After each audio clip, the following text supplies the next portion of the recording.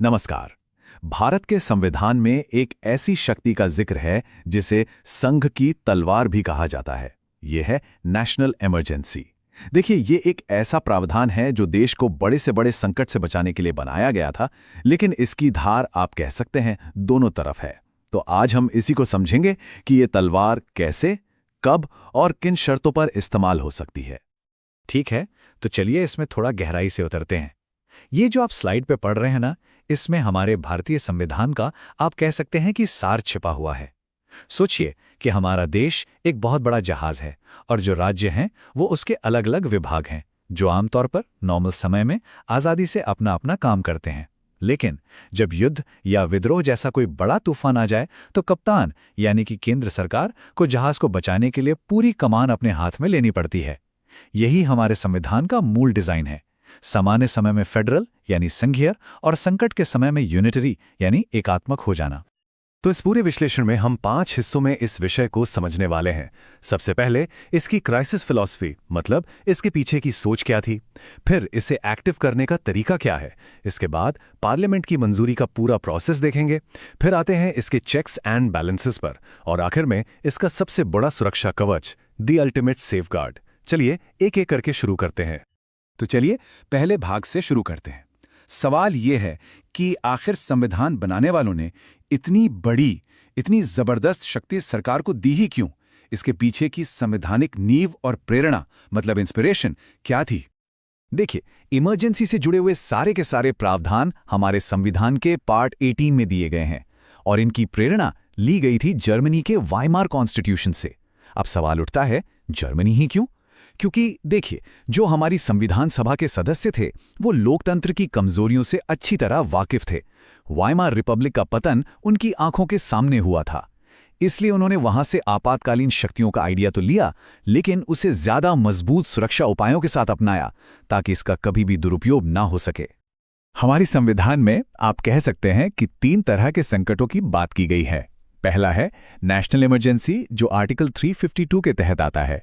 दूसरा है state emergency, जिसे हम आम भाषा में प्रेसिडेंट्स रूल भी कहते हैं, और ये आर्टिकल 356 में है। और तीसरा है फाइनेंशियल इमरजेंसी, जो आर्टिकल 360 के तहत आता है। आज हमारा पूरा का पूरा ध्यान नेशनल इमरजेंसी पर ही रहने वाला है। चलिए अब दूसरे हिस्से पर आते हैं और ये देखते हैं कि एक नेशनल इमरजेंसी की घोषणा असल में की कैसे जाती है। ये कोई एक बटन दबाने जैसा आसान काम बिल्कुल नहीं है, बल्कि ये एक बहुत ही सख्त, कई चरणों वाली संवैधानिक प्रक्रिया है। तो आर्टिकल 352 के मुताबिक नेशनल इमरजेंसी का मतलब है एक ऐसी ग्रेव इमरजेंसी, मतलब एक ऐसी गंभीर सिचुएशन जब भारत या उसके किसी हिस्से की सुरक्षा पर कोई बहुत बड़ा खतरा मंडरा रहा हो। अब ये परिभाषा सुनने में तो बहुत व्यापक लगती है, लेकिन असल में इसे लागू करने की जो शर्तें हैं वो उतनी ही सख्त और साफ हैं। ये घोषणा सिर्फ और सिर्फ 3 विशेष आधारों पर ही की जा सकती है। पहला, वॉर यानी युद्ध। दूसरा, एक्सटर्नल एग्रेशन यानी कोई बाहरी आक्रमण।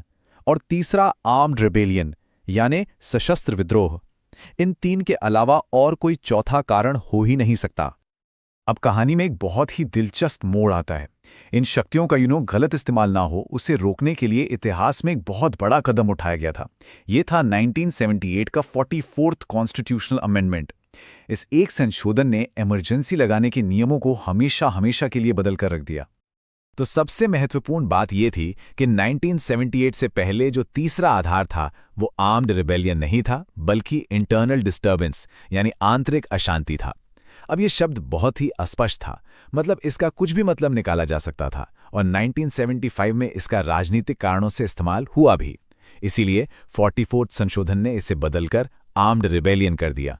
ये एक ठोस और वेरीफाइबल शब्द है जिसका सीधा मतलब है हथियारों के साथ विद्रोह। एक और बड़ा बदलाव किया गया। अब राष्ट्रपति सिर्फ प्रधानमंत्री की सलाह पर काम नहीं कर सकते। इमरजेंसी की घोषणा के लिए उन्हें यूनियन कैबिनेट से एक लिखित सिफारिश, रिटन डिसीजन मिलना जरूरी है। और आपको पता है, ये जो कैबिनेट शब्द है, इसे खास तौर पर 44th अमेंडमेंट के जरिए ही संविधान में जोड़ा गया, ताकि सुनिश्चित हो सके कि ये फैसला किसी एक व्यक्ति का नहीं, बल्कि पूरी कैबिनेट का एक सामूहिक फैसला है। चलिए आगे बढ़ते हैं। मान लीजिए राष्ट्रपति ने घोषणा कर दी, कैबिनेट से लिखित में भी आ गया। अब क्या? यहीं पर पार्लियामेंट की भूमिका आती है, जो एक लोकतांत्रिक सुरक्षा कवच का काम करती है। इस प्रक्रिया के 4 मुख्य चरण हैं। घोषणा जारी होने के 1 महीने के अंदर अंदर इसे संसद के दोनों सदनों, लोकसभा और राज्यसभा से मंजूरी मिलनी ही चाहिए। आपको बता दूं, पहले ही समय सीमा 2 महीने थी, जिसे 44वें संशोधन ने घटाकर 1 महीना कर दिया, ताकि सरकार को जल्दी जवाबदेह बनाया जा सके। और ये मंजूरी एक स्पेशल मेजॉरिटी से होनी चाहिए, जिसके बाद ये 6 महीने के लिए वैलिड रहती है। तो ये स्पेशल मेजॉरिटी क्या है, इसको ध्यान से समझिए। इसका मतलब है सदन की कुल सदस्यता का बहुमत एंड इसके साथ साथ सदन में मौजूद और वोट करने वाले सदस्यों का कम से कम 2/3 बहुमत। ये एक बहुत ही ऊंची शर्त है, जो ये सुनिश्चित करती है कि इमरजेंसी लगाने के लिए सरकार के पास एक बहुत बड़ी राजनीतिक सहमति हो। एक बार मंजूर होने के बाद इमरजेंसी 6 महीने तक चलती है।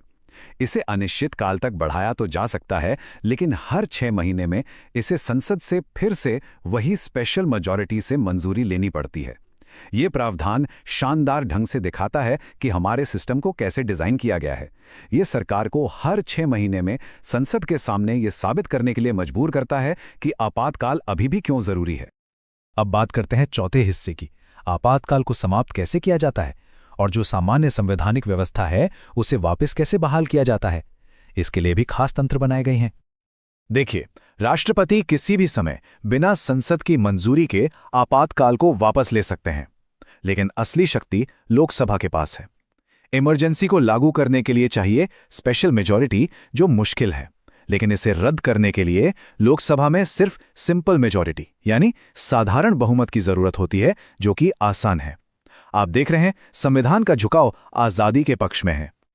चलिए, अब तक जो भी हमने समझा है उसे जल्दी से एक बार दोहरा लेते हैं।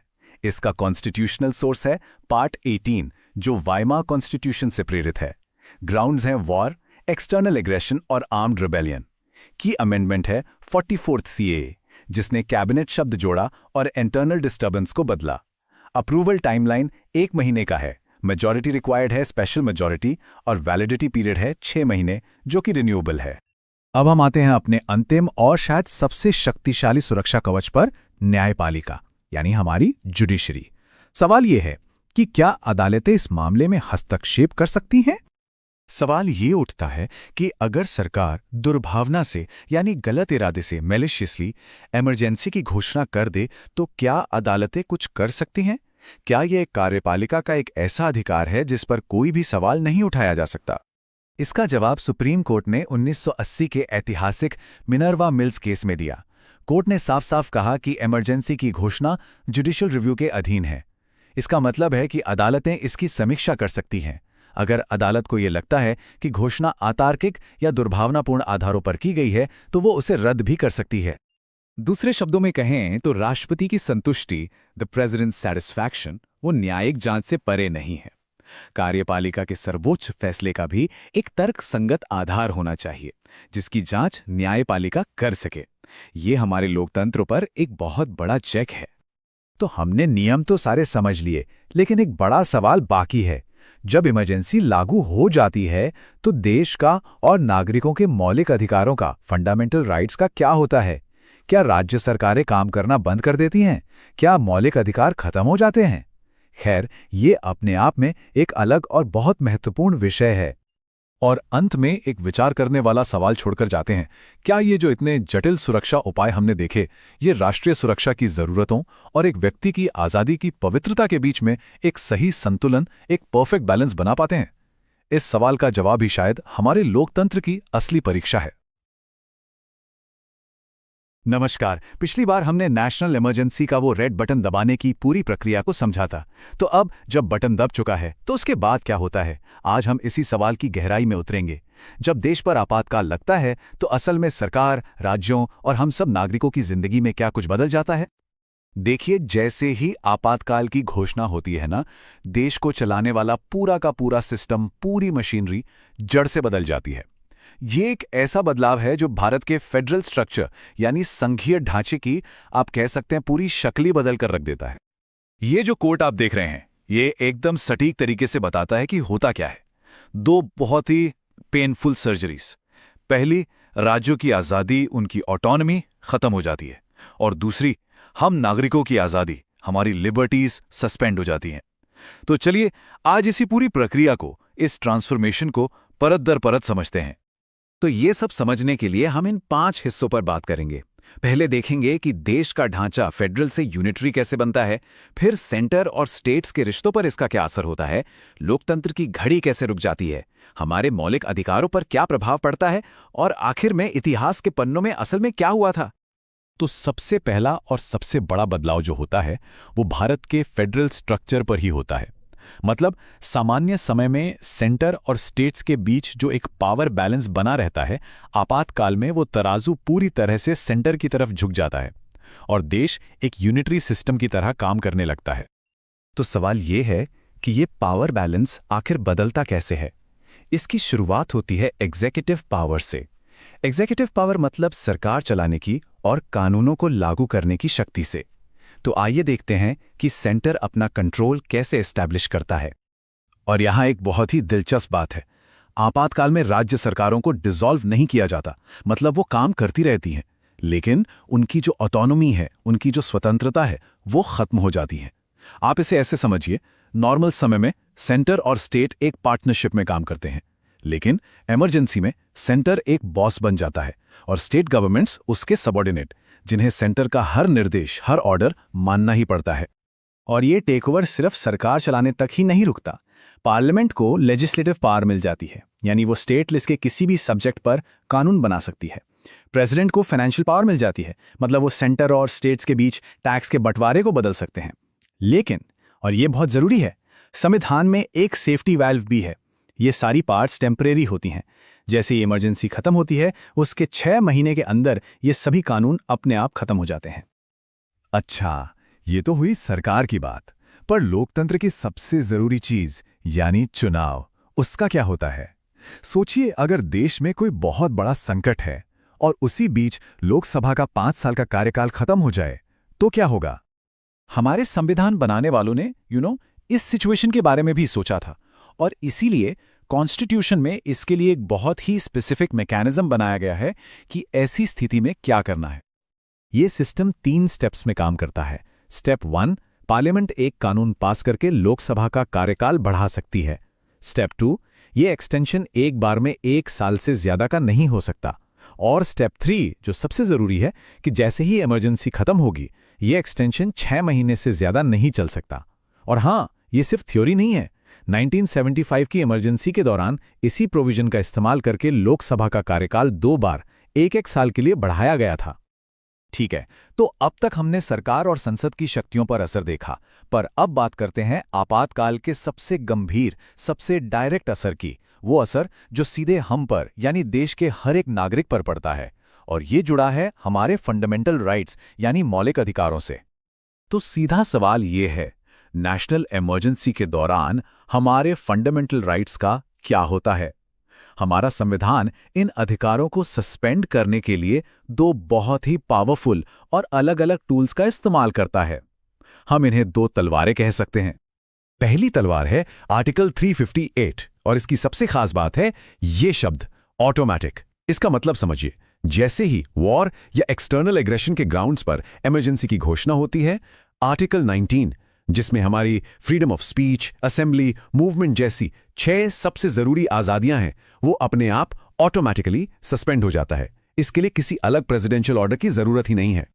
लेकिन यहीं पर कॉन्स्टिट्यूशन में एक बहुत बड़ा सेफगार्ड जुड़ा गया 44th अमेंडमेंट के जरिए। अब ये ऑटोमैटिक सस्पेंशन सिर्फ और सिर्फ वॉर या एक्सटर्नल एग्रेशन की स्थिति में ही हो सकता है। अगर इमरजेंसी आर्म्ड रिबेलियन यानी सशस्त्र विद्रोह के आधार पर लगी है, तो सरकार आर्टिकल 358 का इस्तेमाल करके हमारी बोलने की आज़ादी को नहीं छीन सकती। चलिए अब देखते हैं दूसरी तलवार को, आर्टिकल 359। ये आर्टिकल 358 से बिल्कुल अलग है। ये ऑटोमैटिक नहीं है। इसे लागू करने के लिए प्रेसिडेंट को एक खास प्रेसिडेंशियल ऑर्डर जारी करना पड़ता है। और यहाँ एक बहुत छोटा सा लेकिन बहुत ही इंपॉर्टेंट डिफरेंस है। ये आर्टिकल हमारे फंडामेंटल राइट को खत्म नहीं करता, बल्कि उस राइट के उल्लंघन पर कोर्ट जाने के अधिकार को सस्पेंड करता है। मतलब राइट तो मौजूद है, पर उसे लागू करवाने का रास्ता यानी एनफोर्समेंट वो बंद कर दिया गया है। ये कुछ ऐसा है कि आपके पास घर की चाबी तो है, पर किसी ने दरवाजे पर बाहर से ताला लगा दिया है। तो चलिए इन दोनों आर्टिकल्स को एक साथ रखकर देखते हैं। आर्टिकल 358 सिर्फ आर्टिकल 19 को अफेक्ट करता है, जबकि आर्टिकल 359 उन सभी राइट्स पर असर डाल सकता है जो प्रेसिडेंट अपने ऑर्डर में लिखें, सिवाय आर्टिकल 20 और 21 के।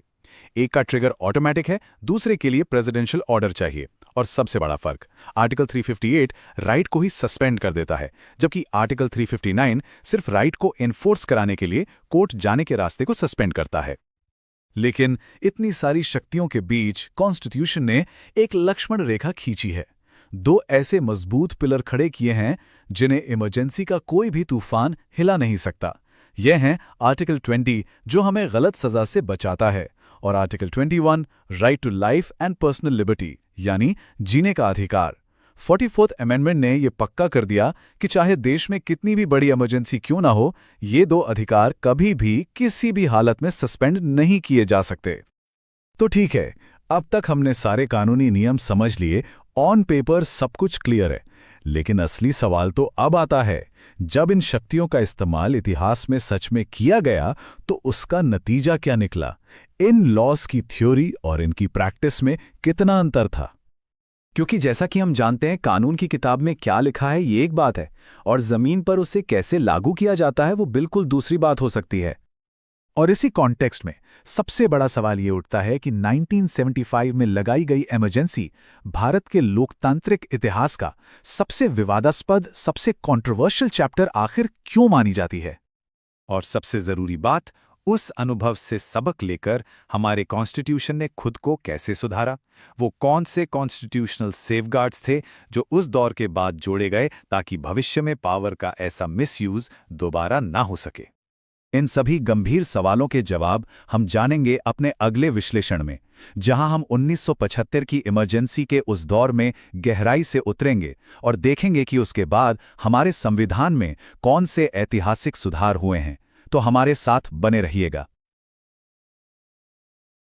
तो पिछली बार हमने नेशनल इमरजेंसी के पीछे की पूरी थ्योरी को समझा था, संविधान के उस रेड बटन की बात की थी।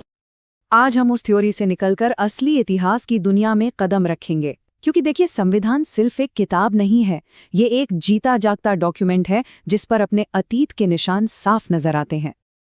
तो चलिए आज हम उन्हीं निशानों को, उन्हीं जख्मों को करीब से देखेंगे और समझेंगे कि जब जब वो बटन दबाया गया तो उसका असल में क्या असर हुआ और हमने उससे क्या सबक सीखा। भारत के इतिहास में अब तक 3 बार नेशनल इमरजेंसी लगाई गई है, और यकीन मानिए हर एक की कहानी बिल्कुल अलग है। पहली 2 इमरजेंसीज 1962 में चीन के साथ और 1971 में पाकिस्तान के साथ युद्ध के दौरान लगी। इनका कारण था एक्सटर्नल अग्रेशन यानी बाहरी हमला, तो एक पैटर्न सा बन गया। लेकिन जो तीसरी इमरजेंसी थी वो इन सब से बहुत बहुत अलग थी। तो ठीक है, अब हम भारतीय संवैधानिक इतिहास के सबसे विवादित, सबसे गहरे अध्याय में उतरने जा रहे हैं। 25 जून 1975। इस तारीख को किसी बाहरी दुश्मन की वजह से नहीं, बल्कि एक ऐसे संकट के लिए याद किया जाता है जो देश के अंदर से ही पनपा था। इसे कई लोग संविधान हत्या दिवस भी कहते हैं। इस इमरजेंसी को जो बात सबसे अलग और कह सकते हैं खतरनाक बनाती है, वो था इसका कारण, इंटरनल डिस्टर्बेंसेस या आंतरिक अशांति। और इसके नतीजे, विपक्षी नेताओं की धरपकड़, प्रेस की आज़ादी पर ताला। साफ था कि ये लड़ाई देश की सुरक्षा के लिए नहीं, बल्कि देश के अंदर राजनीतिक कंट्रोल के लिए थी। अब सवाल ये उठता है कि ऐसा हुआ कैसे? मतलब कानूनी तौर पर यह मुमकिन कैसे हो गया? हमारे संविधान की बनावट में ऐसी क्या कमी थी? वो कमी छिपी थी इन 2 शब्दों में, इंटरनल डिस्टर्बेंस। हमारे मूल संविधान के आर्टिकल 352 में युद्ध और बाहरी हमले के साथ साथ आंतरिक अशांति को भी नेशनल इमरजेंसी लगाने का एक आधार माना गया था। लेकिन सबसे बड़ी दिक्कत क्या थी? दिक्कत ये थी कि इस डिस्टर्बेंस या अशांति का मतलब क्या है, ये कभी बताया ही नहीं गया। क्या एक विरोध प्रदर्शन अशांति है? क्या कोई हड़ताल अशांति है? इसकी कोई परिभाषा नहीं थी, और इसी वजह से इसके गलत इस्तेमाल का दरवाज़ा पूरी तरह से खुला हुआ था। खैर, जब इमरजेंसी खत्म हुई तो नई सरकार को ये बात साफ समझ आ गई थी कि संविधान में इस कमी को भरना होगा, इसकी मरम्मत करनी होगी ताकि इतिहास खुद को दोहरा ना सके। और ये मरम्मत हुई 1978 में 44th कॉन्स्टिट्यूशनल अमेंडमेंट एक्ट के जरिए। ये उस संकट का सीधा जवाब था, एक ऐसा बदलाव जिसने संविधान में एक सेफ्टी वाल्व लगा दिया। तो चलिए अब जरा डिटेल में देखते हैं कि इस सेफ्टी वाल्व ने काम कैसे किया। इस संशोधन ने 4 बड़े बदलाव करके भविष्य में ऐसी किसी भी संभावना को लगभग खत्म ही कर दिया। अब ये स्लाइड बहुत दिलचस्प है। ये दिखाती है कि 1975 की हर एक कमी को कैसे एक-एक करके ठीक किया गया। सबसे पहले इंटरनल डिस्टर्बेंस जैसे अस्पष्ट शब्द को हटाकर आर्म्ड रिबेलियन यानी सशस्त्र विद्रोह कर दिया गया। मतलब अब शांतिपूर्ण प्रदर्शनों के आधार पर इमरजेंसी नहीं लग सकती। दूसरा, अब सिर्फ प्रधानमंत्री की सलाह काफी नहीं होगी, बल्कि पूरे कैबिनेट से लिखित में मंजूरी लेनी होगी। मतलब कोई एक व्यक्ति अकेले फैसला नहीं ले सकता। तीसरा, संसद की मंजूरी का समय 2 महीने से घटाकर 1 महीना कर दिया गया और सिंपल मेजॉरिटी की जगह स्पेशल मेजॉरिटी को जरूरी बना दिया गया। और आखिर में इमरजेंसी को हटाना आसान कर दिया। अब लोकसभा एक सिंपल मेजॉरिटी से भी इसे खत्म करने का प्रस्ताव पास कर सकती है। और ये स्लाइड तो उस सबसे बड़े बदलाव को और भी साफ कर देती है। कहाँ इंटरनल डिस्टर्बेंस एक ऐसा शब्द जिसकी कोई भी व्याख्या कर सकता था, और कहाँ आर्म्ड रिबेलियन जिसका मतलब साफ है हथियारों के साथ विद्रोह। एक था राजनीतिक हथियार और दूसरा है असल राष्ट्रीय सुरक्षा का खतरा। इस संशोधन ने एक और बहुत जरूरी काम किया। इसने तय कर दिया कि चाहे कुछ भी हो जाए, कैसी भी इमरजेंसी हो, आर्टिकल 20 और 21 यानी जीवन और व्यक्तिगत स्वतंत्रता का अधिकार कभी भी किसी भी हालत में सस्पेंड नहीं किए जा सकते। ये अटूट अधिकार हैं।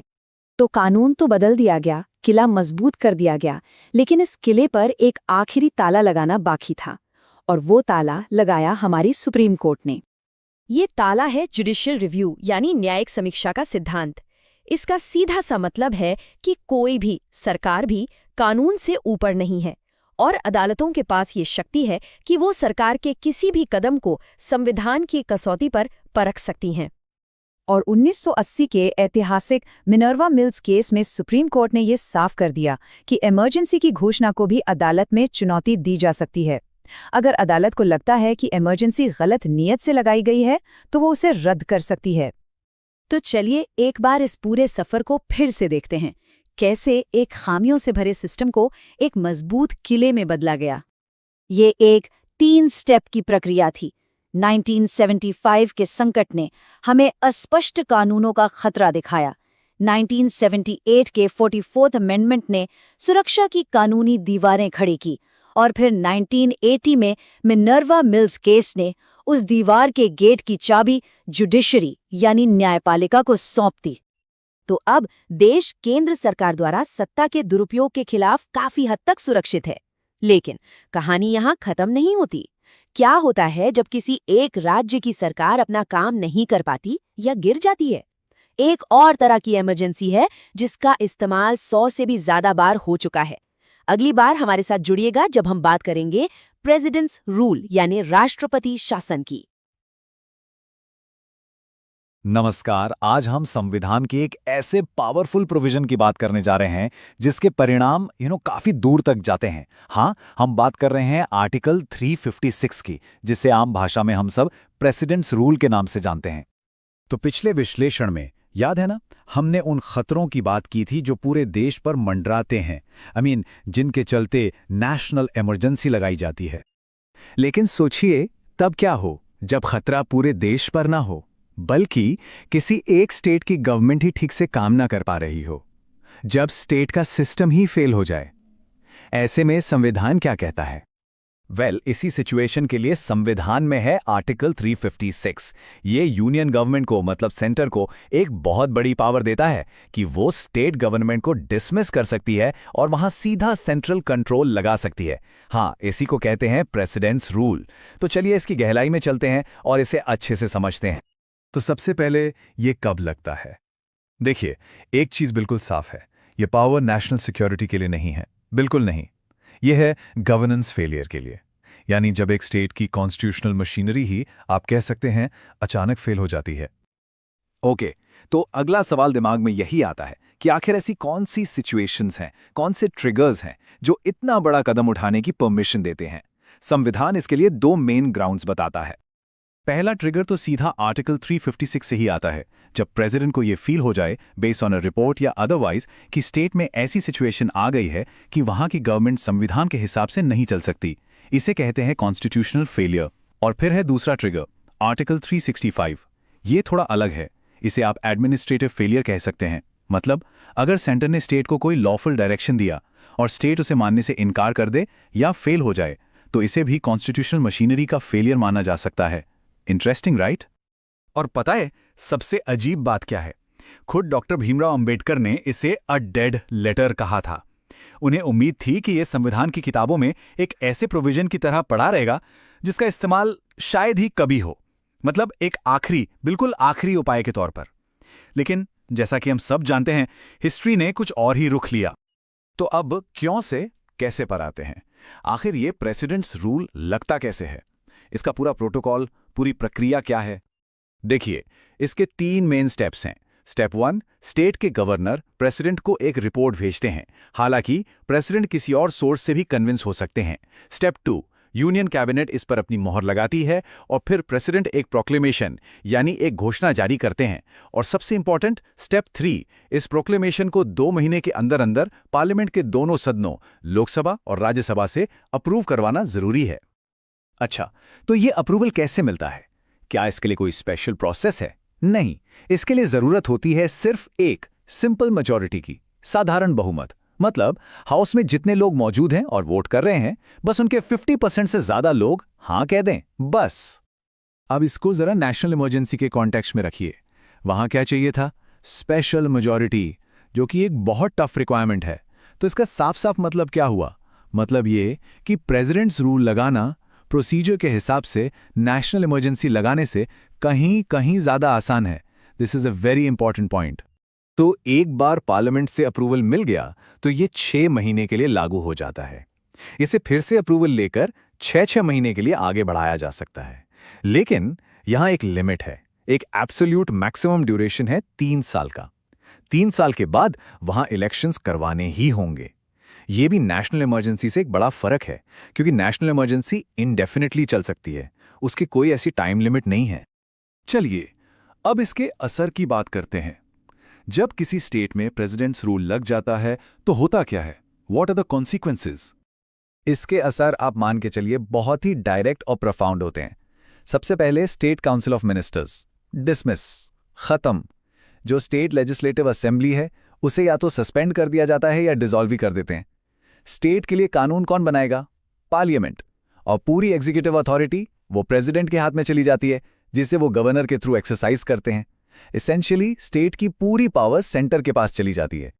लेकिन, और ये सबसे जरूरी बात है, प्लीज ध्यान से सुनिएगा, प्रेसिडेंट्स रूल के दौरान लोगों के फंडामेंटल राइट्स पर कोई असर नहीं पड़ता, वो बिल्कुल इंटैक्ट रहते हैं। ये नेशनल इमरजेंसी और प्रेसिडेंट्स रूल के बीच का शायद सबसे बड़ा, सबसे क्रूशियल डिफरेंस है। तो चलिए, अब तक हमने जो कुछ भी समझा उसे एक साथ रखते हैं। इन दोनों इमरजेंसीज को आमने सामने रखकर कंपेयर करते हैं ताकि पिक्चर बिल्कुल क्लियर हो जाए। देखिए, फर्क बिल्कुल साफ है। ग्राउंड्स, प्रेसिडेंट्स रूल के लिए कॉन्स्टिट्यूशनल मशीनरी का फेलियर, जबकि नेशनल इमरजेंसी के लिए वॉर, एक्सटर्नल एग्रेशन या आर्म्ड रेबेलियन। अप्रूवल टाइम, यहां 2 महीने, वहां सिर्फ 1 महीना। मेजॉरिटी, यहां सिंपल, वहां स्पेशल। मैक्सिमम ड्यूरेशन, यहां 3 साल, वहां कोई लिमिट नहीं। और सबसे बड़ा फर्क, effect on rights. Presidents rule में नो इफेक्ट, नेशनल इमरजेंसी में राइट्स सस्पेंड हो सकते हैं। तो साफ है, प्रेसिडेंट्स रूल लगाना आसान है, लेकिन इसकी सीमाएं भी हैं और इसका असर भी अलग है। लेकिन ये सब जानने के बाद एक बहुत जरूरी सवाल मन में उठता है। अगर ये पावर इतनी आसान है, अगर इसके लिए सिर्फ सिंपल मेजॉरिटी चाहिए, तो इसके मिसयूज को कौन रोकेगा? मतलब इसका इस्तेमाल ऑपोजिशन की स्टेट गवर्नमेंट्स को गिराने के लिए भी तो किया जा सकता है ना? आखिर इस पर चेक एंड बैलेंस क्या है?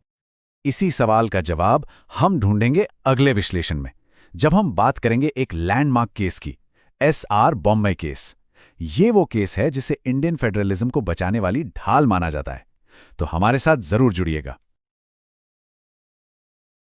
तो पिछले विश्लेषण में हमने आर्टिकल 356 को एक लोडेड गन यानी एक भरी हुई बंदूक की तरह समझा था। आज उसी कहानी को आगे बढ़ाते हैं। अब हम ये जानेंगे कि कैसे हमारी न्यायपालिका यानी जुडिशरी ने एक ढाल की तरह काम किया और इस हथियार को काफी हद तक बेअसर कर दिया। ये कहानी है हमारे लोकतंत्र में शक्तियों के संतुलन की। चलिए देखते हैं आज हम क्या क्या समझने वाले हैं। शुरुआत करेंगे एक उम्मीद से जो टूट गई। फिर हम चलेंगे उस ऐतिहासिक अदालती फैसले की तरफ जिसने सब कुछ बदल दिया। उसके बाद देखेंगे कि इस फैसले से कौन से नए सुरक्षा कवच हमें मिले। और आखिर में हम तुलना करेंगे कि इस एक फैसले से पहले और बाद के भारत में क्या फर्क आया। तो चलिए शुरू करते हैं हमारे पहले हिस्से से, एक टूटी हुई उम्मीद।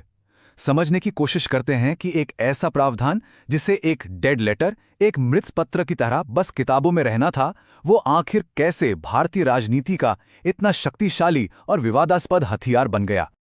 जब हमारा संविधान बन रहा था तो डॉक्टर B.R. अम्बेडकर ने बड़ी उम्मीद से कहा था कि आर्टिकल 356 एक डेड लेटर बनकर ही रहेगा, मतलब इसका इस्तेमाल सिर्फ और सिर्फ एक लास्ट रिजॉर्ट के तौर पर होगा। जब किसी राज्य में हालात इतने बिगड़ जाएं कि संवैधानिक ढांचा ही ढह जाए, बस तभी इसे एक सेफ्टी वॉल्व की तरह बनाया गया था, केंद्र सरकार के हाथ में राज्यों के खिलाफ एक राजनीतिक तलवार की तरह नहीं। लेकिन हकीकत उम्मीदों से कोसों दूर थी। इतिहास गवाह है, जिसे अंतिम उपाय होना था वो बहुत जल्द पहला उपाय बन गया। केंद्र में बैठी सरकारों के लिए ये एक आसान तरीका बन गया कि जिस राज्य में विरोधी पार्टी की सरकार है उसे अस्थिर कर दो या बर्खास्त कर दो। जो एक सुरक्षा कवच था वो राजनीतिक हमलों का हथियार बन गया। और जब हम इसके गलत इस्तेमाल की बात करते हैं तो ये आंकड़े देखिए, ये चौंकाने वाले हैं। सिर्फ 2 राज्यों का ही उदाहरण लें, मणिपुर में 11 बार और उत्तर प्रदेश में 10 बार राष्ट्रपति शासन लगाया गया। ये सिर्फ नंबर नहीं है, ये इस बात का सबूत है कि कैसे एक आपातकालीन प्रावधान को बार बार एक राजनीतिक हथियार की तरह इस्तेमाल किया गया। और फिर दशकों तक चले इस सिलसिले के बाद कहानी में एक बहुत बड़ा मोड़ आया। साल था 1994 और मामला था एसआर बॉम्बई बनाम भारत संघ यानी SR Bommai versus union of India. इस एक केस ने सत्ता के इस खेल को हमेशा हमेशा के लिए बदल दिया। चलिए समझते हैं कैसे। देखिए, इस केस से पहले तक होता ये था कि अदालतें इस मामले को एक पॉलिटिकल थिकेट यानी एक राजनीतिक उलझन मानती थीं। उनका मानना था कि ये एक राजनीतिक फैसला है और न्यायपालिका को इसमें दखल नहीं देना चाहिए। बस राष्ट्रपति की सब्जेक्टिव सेटिस्फैक्शन यानी उनकी व्यक्तिगत संतुष्टि ही काफी थी और उस पर कोई सवाल नहीं उठाया जा सकता था। लेकिन बॉम्बई केस ने इस पूरी सोच को ही पलट कर रख दिया। सुप्रीम कोर्ट एक बहुत ही शक्तिशाली सिद्धांत लेकर आया, जुडिशियल रिव्यू यानी न्यायिक समीक्षा। इसका सीधा सा मतलब ये था कि अब से राष्ट्रपति की संतुष्टि ही आखिरी सच नहीं होगी। अब अदालत पूछ सकती थी, बताइए आपने ये फैसला किस आधार पर लिया, आपके पास क्या सबूत हैं? ये क्रांतिकारी कदम था जिसने सरकार की मनमानी शक्ति पर लगाम लगा दी। दूसरा बड़ा हथियार जो कोर्ट को मिला वो था मैलाफाइड इंटेंट को जांचने का अधिकार। मैलाफाइड इंटेंट का आसान भाषा में मतलब है बुरी नीयत। अब अगर अदालत को यह लगता है कि राष्ट्रपति शासन लगाने का फैसला तथ्यों पर आधारित नहीं है बल्कि राजनीतिक कारणों से या किसी गलत इरादे से लिया गया है, तो अदालत उस पूरी घोषणा को ही रद्द कर सकती है। और शायद जो सबसे बड़ा बदलाव था वो था रेस्टोरेशन ऑफ पावर का सिद्धांत यानी सत्ता की बहाली। जरा सोचिए इसका मतलब, अगर अदालत को लगता है कि किसी सरकार को गलत तरीके से बर्खास्त किया गया है तो वो उस सरकार को वापस जिंदा कर सकती है। जी हां, बर्खास्त सरकार को वापस सत्ता में ला सकती है। ये अपने आप में एक गेम चेंजर था। अब केंद्र सरकार के मन में एक डर था कि अगर उन्होंने मनमानी की तो अदालत उनकी हटाई हुई सरकार को वापस ले आएगी। ये डर ही सबसे बड़ा कंट्रोल बन गया। तो बम्बई फैसले ने सिर्फ बड़े सिद्धांत ही नहीं दिए बल्कि आर्टिकल 356 के इस्तेमाल के लिए कुछ बहुत ही ठोस और जमीनी नियम भी बना दिए। चलिए अब इन नए संवैधानिक सुरक्षा उपायों को भी समझ लेते हैं। 2 नियम सबसे अहम थे। पहला, अब केंद्र सरकार सीधे कार्रवाई नहीं कर सकती। उसे पहले राज्य को एक चेतावनी देनी होगी, उसे चीजें ठीक करने का एक मौका देना होगा। और दूसरा, जो कि सबसे ज्यादा जरूरी है, किसी सरकार के पास बहुमत है या नहीं, इसका फैसला राजभवन के बंद कमरों में नहीं होगा। इसका फैसला होगा विधानसभा के अंदर सबके सामने। इसी को कहते हैं फ्लोर टेस्ट। ये लोकतंत्र का सबसे बड़ा इम्तिहान है। तो अब जब हमने ये सारे नियम समझ लिए हैं, चलिए एक सीधी-सीधी तुलना करके देखते हैं। ये कहानी है दो अलग-अलग दौर की, बम्बई फैसले से पहले और उसके बाद। ये देखिए, तस्वीर बिल्कुल साफ है। 1994 से पहले का दौर। आर्टिकल 356 का 100 से भी ज्यादा बार इस्तेमाल हुआ और अदालतें कुछ नहीं कर सकती थीं, वो बस देखती रहती थीं। और फिर आया 1994 के बाद का दौर। अब जुडिशियल रिव्यू की तलवार लटक रही थी, बर्खास्त सरकारों के वापस आने का डर था, और नतीजा, इसके इस्तेमाल में जबरदस्त कमी आई। ये हमारे लोकतंत्र के लिए एक बहुत बड़ी जीत थी। तो पूरी कहानी का निचोड़ ये है कि हमारी न्यायपालिका ने एक ढाल बनाई, एक ऐसी ढाल जो एक संवैधानिक हथियार को राजनीतिक हथियार बनने से रोकती है। उसने संविधान की आत्मा की रक्षा की और ये पक्का किया कि लोकतंत्र की आवाज को दबाया ना जा सके। अच्छा, तो हमने बात की नेशनल इमरजेंसी की, प्रेसिडेंट्स रूल की, यानी जब सुरक्षा या शासन खतरे में हो। पर सोचिए, अगर देश की अर्थव्यवस्था ही ढह जाए तो क्या होगा? अगर सरकार के पास तनख्वाह देने के लिए भी पैसे न बचें। हमारे संविधान में एक ऐसी इमरजेंसी का भी जिक्र है जो आज तक कभी लगी नहीं। अगली बार हम इसी रहस्य से पर्दा उठाएंगे जब हम बात करेंगे आर्टिकल 360 यानी फाइनेंशियल इमरजेंसी की। तो पिछले विश्लेषण में हमने युद्ध और राजनीतिक विफलता से पैदा होने वाली आपात स्थितियों पर बात की थी। लेकिन सोचिए, क्या हो अगर देश पर खतरा गोलियों से नहीं बल्कि गिरते हुए बाजारों और खाली सरकारी खजानों से आए? आज हम संविधान के एक ऐसे ही प्रावधान को समझने वाले हैं जो इस ठंडे खतरे से निपटने के लिए बनाया गया है, आर्टिकल 360 यानी फाइनेंशियल इमरजेंसी। एक देश युद्ध झेल सकता है, लेकिन अगर उसकी अपनी ही करेंसी बेकार हो जाए तो वो नहीं बच सकता। ये बात हमें समझाती है कि किसी भी देश के लिए उसकी आर्थिक स्थिरता कितनी जरूरी है। जब लोगों का अपनी ही मुद्रा, अपने ही पैसे से भरोसा उठ जाता है तो पूरी की पूरी अर्थव्यवस्था ढह सकती है। और इसी भयानक स्थिति से देश को बचाने के लिए संविधान में आर्टिकल 360 का प्रावधान है, जो हमारा आखिरी आर्थिक सुरक्षा कवच है। तो सवाल ये है कि आखिर वो कौन सी वित्तीय आपदा हो सकती है जो सरकार को इतने कड़े कदम उठाने पर मजबूर कर दे? चलिए आर्टिकल 360 के तहत इन वजहों को थोड़ा गहराई से समझते हैं। देखिए, यहाँ हम किसी बाहरी हमले की बात नहीं कर रहे। हम बात करें उन खतरों की जिन्हें हम देख नहीं सकते, जैसे बाजार का भरोसा टूट जाना या एक बड़ा वित्तीय संकट। जरा सोचें, अगर निवेशक अचानक भारत से अपना पैसा निकालना शुरू कर दें या सरकार के पास अपने खर्चों को पूरा करने के लिए पैसे ही ना बचें। ऐसी ही किसी स्थिति में जब देश की वित्तीय स्थिरता या उसकी आर्थिक शाख यानी इकोनॉमिक क्रेडिबिलिटी खतरे में हो, तब आर्टिकल 360 राष्ट्रपति को फाइनेंशियल इमरजेंसी की घोषणा करने की शक्ति देता है। ठीक है, तो ये तो समझ आ गया कि फाइनेंशियल इमरजेंसी क्यों लगाई जा सकती है, पर असल में इसे लागू कैसे किया जाता है, इसका प्रोटोकॉल क्या है? चलिए इसकी पूरी प्रक्रिया को स्टेप बाय स्टेप देखते हैं। इस प्रक्रिया को अगर आप देखें तो साफ पता चलता है कि इसे बहुत तेजी से काम करने के लिए बनाया गया है। सबसे पहला कदम, राष्ट्रपति इसकी घोषणा करते हैं। फिर आता है दूसरा और सबसे जरूरी कदम, पार्लियामेंट्री अप्रूवल, यानी इस घोषणा को संसद के दोनों सदनों, लोकसभा और राज्यसभा से पास करवाना होता है, और ये सब बहुत जल्दी होना चाहिए। तीसरा कदम हमें समय सीमा बताता है। सिर्फ 2 महीने के अंदर ये मंजूरी लेनी पड़ती है, जो ये दिखाता है कि इसे कितनी गंभीर स्थिति माना जाता है। अब यहाँ एक बहुत ही महत्वपूर्ण अंतर है जिसे समझना जरूरी है। फाइनेंशियल इमरजेंसी को संसद से पास कराना नेशनल इमरजेंसी यानी राष्ट्रीय आपातकाल के मुकाबले प्रक्रिया के लिहाज से आसान है। क्यों? क्योंकि इसके लिए सिर्फ सिंपल मेजॉरिटी चाहिए। इसका मतलब है सदन में जितने सदस्य मौजूद हैं और वोट कर रहे हैं, उनमें से 50% से ज़्यादा का समर्थन काफ़ी है। वहीं दूसरी तरफ नेशनल इमरजेंसी के लिए स्पेशल मेजॉरिटी की सख्त शर्त है, जिसमें सदन की कुल सदस्यता का बहुमत और मौजूद सदस्यों में से 2/3 का समर्थन जरूरी होता है। इससे पता चलता है कि संविधान बनाने वालों ने वित्तीय संकट से निपटने के लिए प्रक्रिया को थोड़ा सरल रखा था। और एक बार संसद से मंजूरी मिल गई तो ये आपातकाल अनिश्चित काल तक, मतलब इनडेफिनेटली जारी रह सकता है। इसे नेशनल इमरजेंसी की तरह हर 6 महीने में दोबारा पास कराने की कोई जरूरत नहीं। ये संकट के दौरान एग्जीक्यूटिव यानी कार्यपालिका को जबरदस्त शक्ति देता है। और दिलचस्प बात यह है कि इसे लगाने के लिए तो संसद की मंजूरी चाहिए, लेकिन इसे हटाने के लिए राष्ट्रपति किसी भी समय अपनी मर्जी से बिना संसद से पूछे इसे वापस ले सकते हैं। तो प्रक्रिया तो हमने समझ ली, लेकिन सबसे बड़ा सवाल ये है कि अगर कभी आर्टिकल 360 लागू हो जाए तो देश की अर्थव्यवस्था पर, राज्यों पर और आम लोगों पर इसका असर क्या होगा। जैसा कि ये स्लाइड दिखा रही है, इसका सबसे बड़ा असर होता है सारी वित्तीय शक्ति का केंद्र सरकार के हाथ में आ जाना। राज्यों की जो फाइनेंशियल ऑटोनॉमी यानी वित्तीय आज़ादी है वो लगभग खत्म हो जाती है। केंद्र सरकार राज्यों को ये तक निर्देश दे सकती है कि उन्हें अपना पैसा कैसे खर्च करना है। यहाँ तक कि राज्यों की विधानसभाओं से पास हुए मनी बिल्स को भी राष्ट्रपति की मंजूरी के लिए रोका जा सकता है। और सिर्फ इतना ही नहीं, केंद्र सरकार के कर्मचारियों के वेतन और भत्तों में भी कटौती की जा सकती है।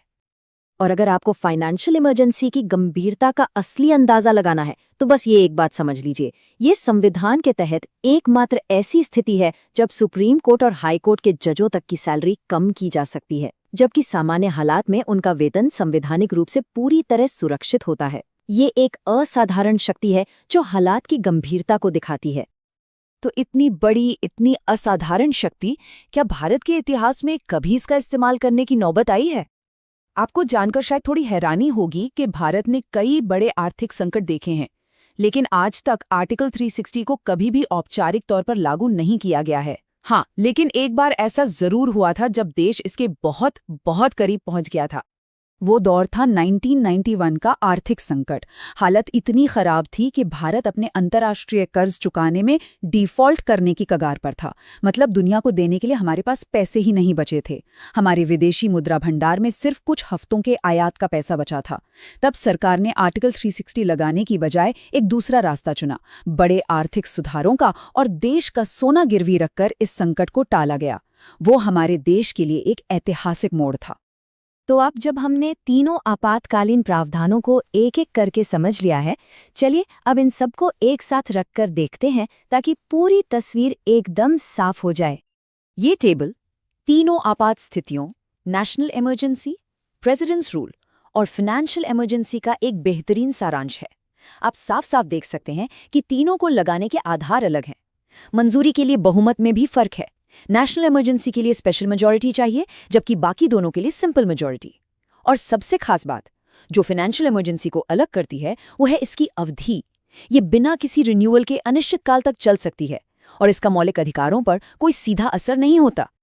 तो हमने ये तो देख लिया कि हमारा संविधान देश को संकटों से बचाने के लिए कैसे असाधारण शक्तियां देता है, लेकिन एक महान संविधान की पहचान सिर्फ संकटों से बचाना नहीं होती, बल्कि समय के साथ खुद को बदलते रहना भी होती है। जैसा कि कहा गया है, एक संविधान जो बदल नहीं सकता वो एक संविधान है जो मर जाएगा। और यही बात हमें हमारे अगले और शायद सबसे जरूरी सवाल पर ले आती है। भारतीय संविधान समय के साथ खुद को विकसित कैसे करता है? ये होता है संशोधन की शक्ति, यानी पावर ऑफ अमेंडमेंट के जरिए। वो क्या प्रक्रिया है जो हमारे संविधान को एक जीवित दस्तावेज या लिविंग डॉक्यूमेंट बनाती है? ये कैसे काम करती है और इसकी सीमाएं क्या हैं? इसे हम अपने अगले विश्लेषण में जानेंगे। नमस्कार। पिछली बार हमने बात की थी कॉन्स्टिट्यूशनल इमरजेंसीज की, यानी संवैधानिक आपातकाल की। लेकिन आज हम एक बिल्कुल अलग सवाल पर गौर करेंगे कि आखिर हमारा संविधान, जो कि एक डॉक्यूमेंट, एक किताब ही है, वो समय के साथ खुद को रेलेवेंट कैसे बनाए रखता है? मतलब ये अपनी लंबी उम्र सुनिश्चित कैसे करता है? इसको ऐसे समझते हैं। सोचिए, एक इमारत है जो एकदम कठोर पत्थर से बनी है। भूकंप आएगा तो क्या होगा? टूट जाएगी, राइट? लेकिन वहीं एक इमारत जो लचीले बांस से बनी हो, वो झुक जाएगी लेकिन बच जाएगी। एक संविधान भी काफी हद तक ऐसा ही होता है। अगर ये जरूरत से ज्यादा कठोर यानी रिजिड हो तो सामाजिक बदलाव का दबाव झेल नहीं पाएगा और टूट जाएगा। और अगर बहुत ही ज्यादा लचीला हो तो फिर तो वो राजनीति का खिलौना बनकर रह जाएगा। तो यही वो दुविधा है जिसका सामना हर संविधान को करना पड़ता है। वो अपनी मूल आत्मा, अपनी कोर आइडेंटिटी को खोए बिना समय के साथ अडेप्ट कैसे करे? इस सवाल का जवाब दोस्तों छिपा है संविधान में बदलाव की प्रक्रिया में, जिसे हम कहते हैं कॉन्स्टिट्यूशनल अमेंडमेंट। तो चलिए फिर इसी बदलाव के मैकेनिज्म को जरा करीब से देखते हैं। ये शक्ति मिलती है संविधान के पार्ट 20 के आर्टिकल 368 से।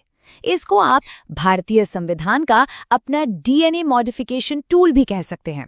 और एक मजेदार फैक्ट, इस पूरी प्रक्रिया की प्रेरणा हमने साउथ अफ्रीका के संविधान से ली है। और पता है, इसी खासियत के बारे में मशहूर पॉलिटिकल साइंटिस्ट केसी वियर ने कहा था कि भारतीय संविधान strikes a good balance between rigidity and flexibility. मतलब ये कठोरता और लचीलेपन के बीच एक शानदार संतुलन बनाता है। कहने का मतलब ये कि संविधान को बदलना ना तो बच्चों का खेल है और न ही एकदम नामुमकिन। चलिए इस बैलेंस को थोड़ा और गहराई से समझते हैं। एक तरफ कुछ बदलाव बहुत फ्लेक्सिबल होते हैं जिन्हें संसद एक सामान्य कानून की तरह एक सिंपल मेजॉरिटी से पास कर सकती है। फॉर एग्जाम्पल, किसी राज्य का नाम बदलना। वहीं दूसरी तरफ कुछ बदलाव इतने रिजिड होते हैं कि उनके लिए सिर्फ संसद की ही नहीं बल्कि आधे से ज्यादा राज्यों की भी सहमति चाहिए होती है, जैसे कि प्रेसिडेंट के चुनाव का तरीका बदलना।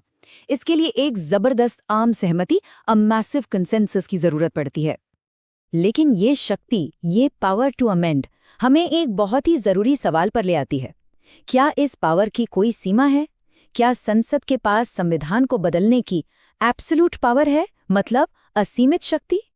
इसको ऐसे सोचें, क्या पार्लियामेंट की अमेंडमेंट करने की ये शक्ति एब्सोल्यूट है? क्या संसद पूरे संविधान को फिर से लिखकर भारत को एक रिपब्लिक से बदलकर एक मोनार्की यानी एक राजशाही बना सकती है?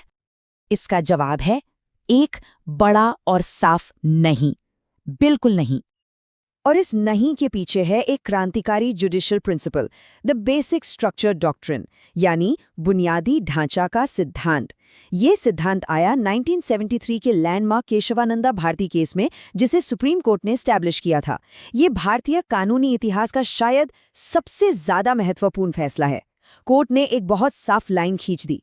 उन्होंने कहा कि पार्लियामेंट संविधान में अमेंडमेंट तो कर सकती है, बट वो संविधान के बुनियादी ढांचे या बेसिक स्ट्रक्चर को बदल नहीं सकती, उसे नष्ट नहीं कर सकती। तो सवाल उठता है कि ये बेसिक स्ट्रक्चर आखिर है क्या? देखिए, मजे की बात यह है कि ये शब्द संविधान में कहीं लिखे नहीं हैं। ये सुप्रीम कोर्ट के अलग अलग फैसलों से इवॉल्व हुआ है। इसमें हमारे देश के वो मौलिक स्तंभ शामिल हैं जिन्हें बदला नहीं जा सकता, जैसे सुप्रीमेसी ऑफ द कॉन्स्टिट्यूशन, यानी संविधान ही सर्वोच्च है, जुडिशियल रिव्यू, एक independent judiciary, separation of powers, federalism और सेक्युलरिज्म। आप इस डॉक्ट्रिन को संविधान की आत्मा पर लगे एक इटर्नल लॉक की तरह समझ सकते हैं, एक ऐसा ताला जिसे कोई खोल नहीं सकता। मतलब कोई भी सरकार आ जाए, चाहे उसके पास कितना ही बड़ा बहुमत क्यों न हो, वो इन कोर प्रिंसिपल्स को नहीं बदल सकती। यही सिद्धांत हमारे संविधान की कोर आइडेंटिटी को बचाता है। तो अब जब हम ये समझ गए हैं कि सीमाएं क्या हैं, तो आइए अब जरा ये देखते हैं कि अमेंडमेंट करने की ये actual step by step process आखिर है क्या। देखिए, मोटे तौर पर इस प्रक्रिया के 3 मुख्य स्टेप्स हैं। Step 1, introduction of the bill. एक अमेंडमेंट बिल संसद के किसी भी सदन में, चाहे लोकसभा हो या राज्यसभा, वहां इंट्रोड्यूस किया जा सकता है। Step 2, passage of the bill. Bill का दोनों सदनों से अलग अलग पास होना जरूरी है। और फिर आता है स्टेप 3, प्रेसिडेंशियल असेंट। आखिर में बिल को कानून बनने के लिए प्रेसिडेंट की सहमति यानी असेंट की जरूरत होती है। अच्छा, अब ये समझना बहुत जरूरी है कि एक अमेंडमेंट बिल एक ऑर्डिनरी बिल से अलग कैसे होता है। कुछ बड़े बड़े अंतर हैं। पहला, इसे कोई भी एमपी, चाहे वो मंत्री हो या ना हो, पेश कर सकता है। दूसरा, इसके लिए प्रेसिडेंट की प्रायर परमिशन की कोई जरूरत नहीं। तीसरा, और ये बहुत इंपॉर्टेंट है, अगर दोनों सदनों में डिसएग्रीमेंट हो जाए तो ऑर्डिनरी बिल की तरह कोई जॉइंट सिटिंग नहीं हो सकती, बिल वहीं खत्म। और चौथा, जो कि सबसे ज्यादा महत्वपूर्ण है, प्रेसिडेंट को इस पर अपनी सहमति देनी ही पड़ेगी। It's mandatory. 24th amendment act 1971 के बाद वो अपनी वीटो पावर का इस्तेमाल इस पर नहीं कर सकते। तो हमने देखा कि हमारे संविधान निर्माताओं ने एक बहुत ही सोचा समझा सिस्टम बनाया है, जो क्लियर भी है और चैलेंजिंग भी। चलिए, अब तक हमने जो कुछ भी सीखा है उसे फटाफट रिकैप कर लेते हैं। तो इन की पॉइंट्स पर एक नजर डालते हैं। अमेंडमेंट की शक्ति मिलती है पार्ट 20 के आर्टिकल 368 से। इंस्पिरेशन कहाँ से ली गई? साउथ अफ्रीका से। सबसे बड़ी सीमा क्या है? कॉल लिमिटेशन है बेसिक स्ट्रक्चर डॉक्ट्रिन, जो 1973 के केशवानंदा भारती केस से आया। बिल को इंट्रोड्यूस कौन कर सकता है?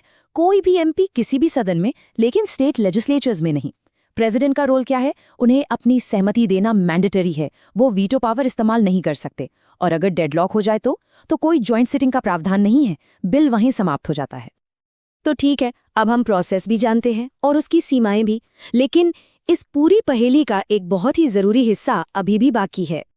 हमें प्रोसीजर तो पता चल गया, पर एक अमेंडमेंट को पास कराने के लिए असल में कितने वोट्स चाहिए, वो मेजॉरिटी कितनी होनी चाहिए? क्या ये सिंपल 50% से ज्यादा होता है, या फिर एक स्पेशल 2/3 मेजॉरिटी की जरूरत पड़ती है? और क्या इसमें राज्यों की भी कोई भूमिका होती है? इन सभी सवालों का जवाब इस बात पर डिपेंड करता है कि संविधान का कौन सा हिस्सा बदला जा रहा है। हमारे अगले पड़ाव में हम इसी मैथ ऑफ डेमोक्रेसी को डीकोड करेंगे। हम जानेंगे कि सिंपल, एब्सोल्यूट, इफेक्टिव और स्पेशल मेजॉरिटी क्या होती हैं और किस अमेंडमेंट के लिए कौन सी मेजॉरिटी लगती है। तो हमारे साथ बने रहिएगा। नमस्कार। हमारी पिछली बातचीत में हमने संविधान की शाश्वत आत्मा यानी उसके इटर्नल सोल की बात की थी, एक ऐसा कोर जिसे बदला नहीं जा सकता। लेकिन जैसा हमने देखा, इसका शरीर, the body of the constitution, वो समय के साथ बदलने के लिए ही बना है। और यही चीज एक शानदार संतुलन बनाती है, स्थिरता और अनुकूलनशीलता के बीच। यही ब्रिलियंट डिजाइन हमारे संविधान को एक लिविंग डॉक्यूमेंट बनाता है, जो वक्त और समाज की जरूरतों के हिसाब से खुद को ढाल सकता है। तो अब बड़ा सवाल ये है, ये बदलाव, ये अमेंडमेंट्स असल में किए कैसे जाते हैं? इसकी पूरी प्रक्रिया क्या है? चलिए आज इसी में गहराई से उतरते हैं। इसका जवाब संविधान के आर्टिकल 368 और संसद के अंदर के नंबर गेम में छिपा है। ये जवाब अलग अलग तरह की मेजॉरिटी यानी बहुमत में है। तो चलिए आज कॉन्स्टिट्यूशनल चेंज के इस इंजन का हुड खोलकर देखते हैं कि ये काम कैसे करता है। आज हम इस इंजन को परत दर परत समझेंगे। हम शुरुआत करेंगे इसके ओवरऑल फ्रेमवर्क से, द अमेंडमेंट इंजन। फिर हम 3 अलग-अलग रास्तों को गहराई से जानेंगे, the flexible layer, the standard shield और द फेडरल फोर्ट्रेस। और आखिर में हम इन सबको एक साथ रखकर बिल्कुल साफ-साफ कंपेयर करेंगे। तो चलिए एक बिग पिक्चर व्यू से शुरू करते हैं। देखिए, संविधान में संशोधन का कोई एक वन साइज फिट्स ऑल तरीका नहीं है। हमारे संविधान बनाने वाले जानते थे कि कुछ बदलाव आसान होने चाहिए, जबकि कुछ बेहद मुश्किल। इसलिए उन्होंने एक 3 टियर सिस्टम बनाया, अ हायरार्की ऑफ रिजिडिटी, जहां हर लेवल की कठिनाई अलग है। इसे आप 3 डिफिकल्टी लेवल्स की तरह सोच सकते हैं। लेवल 1 फ्लेक्सिबल है, जिसे सिंपल मेजॉरिटी से बदला जा सकता है। लेवल 2 रिजिड है, जिसके लिए स्पेशल मेजॉरिटी की जरूरत होती है। और लेवल 3 वेरी रिजिड है, जिसमें स्पेशल मेजॉरिटी के साथ साथ राज्यों की मंजूरी यानी स्टेट रैटिफिकेशन भी चाहिए। ये हमारे संविधान निर्माताओं की समझदारी को दिखाता है। तो चलिए पहले और सबसे आसान लेवल पर चलते हैं। यह है हमारा पहला लेवल, द फ्लेक्सिबल लेयर। यहां पर संशोधन सिंपल मेजॉरिटी से किए जाते हैं। पर इसका असली मतलब क्या है, इसका लॉजिक क्या है, इसका मैथ्स क्या है और ये कहां-कहां लागू होता है? चलिए इसे समझते हैं। तो यहां सबसे जरूरी बात यह है कि ये ज्यादातर ऑपरेशनल या प्रोसीजरल बदलाव होते हैं। ये जरूरी तो हैं, लेकिन ये देश के मूल शक्ति संतुलन को नहीं बदलते। ये नागरिक और राज्य के बीच या केंद्र और राज्यों के बीच शक्ति के बंटवारे में कोई फेरबदल नहीं करते। मिसाल के तौर पर किसी के फंडामेंटल राइट को बदलना इस संतुलन को बदल देगा, लेकिन किसी एमपी की सैलरी बदलना नहीं। अब इसके मैथ को समझते हैं। सिंपल मेजॉरिटी का मतलब है सदन में मौजूद और वोट करने वाले सदस्यों का 50% से ज्यादा। मान लीजिए लोकसभा, जिसकी टोटल स्ट्रेंथ 543 है, वहां किसी दिन सिर्फ 300 सदस्य मौजूद हैं और वोट कर रहे हैं। तो बिल पास करने के लिए सिर्फ 151 वोटों की जरूरत होगी। एक और दिलचस्प बात यह है कि इस तरीके से पास हुए संशोधनों को आर्टिकल 368 के तहत औपचारिक कॉन्स्टिट्यूशनल अमेंडमेंट्स नहीं माना जाता। भले ही वो संविधान के कुछ हिस्सों को बदलते हों, उन्हें एक आम कानून की तरह ही ट्रीट किया जाता है। तो इस फ्लेक्सिबल प्रोसेस में किस तरह के प्रावधान आते हैं? जैसे तेलंगाना जैसे नए राज्य का बनना या किसी राज्य में लेजिस्लेटिव काउंसिल को खत्म करना, यहां तक कि मेंबर्स ऑफ पार्लियामेंट की सैलरीज एंड अलाउंसेस को एडजस्ट करना भी इसी में आता है। आप देख सकते हैं कि ये जरूरी प्रशासनिक बदलाव हैं, पर ये हमारे लोकतंत्र के मूल ढांचे को नहीं बदलते। चलिए अब दूसरे लेवल पर चलते हैं, द स्टैंडर्ड शील्ड। ये आर्टिकल 368 के तहत ज्यादातर संवैधानिक संशोधनों के लिए डिफॉल्ट प्रक्रिया है और यहां से चीजें काफी मुश्किल हो जाती हैं। ये प्रक्रिया संविधान के मूल प्रावधानों की रक्षा के लिए बनाई गई है। ये वो ढाल है जो हमारे फंडामेंटल राइट्स और directive principles of state policy DSP जैसे सबसे ज़रूरी सिद्धांतों की रक्षा करती है।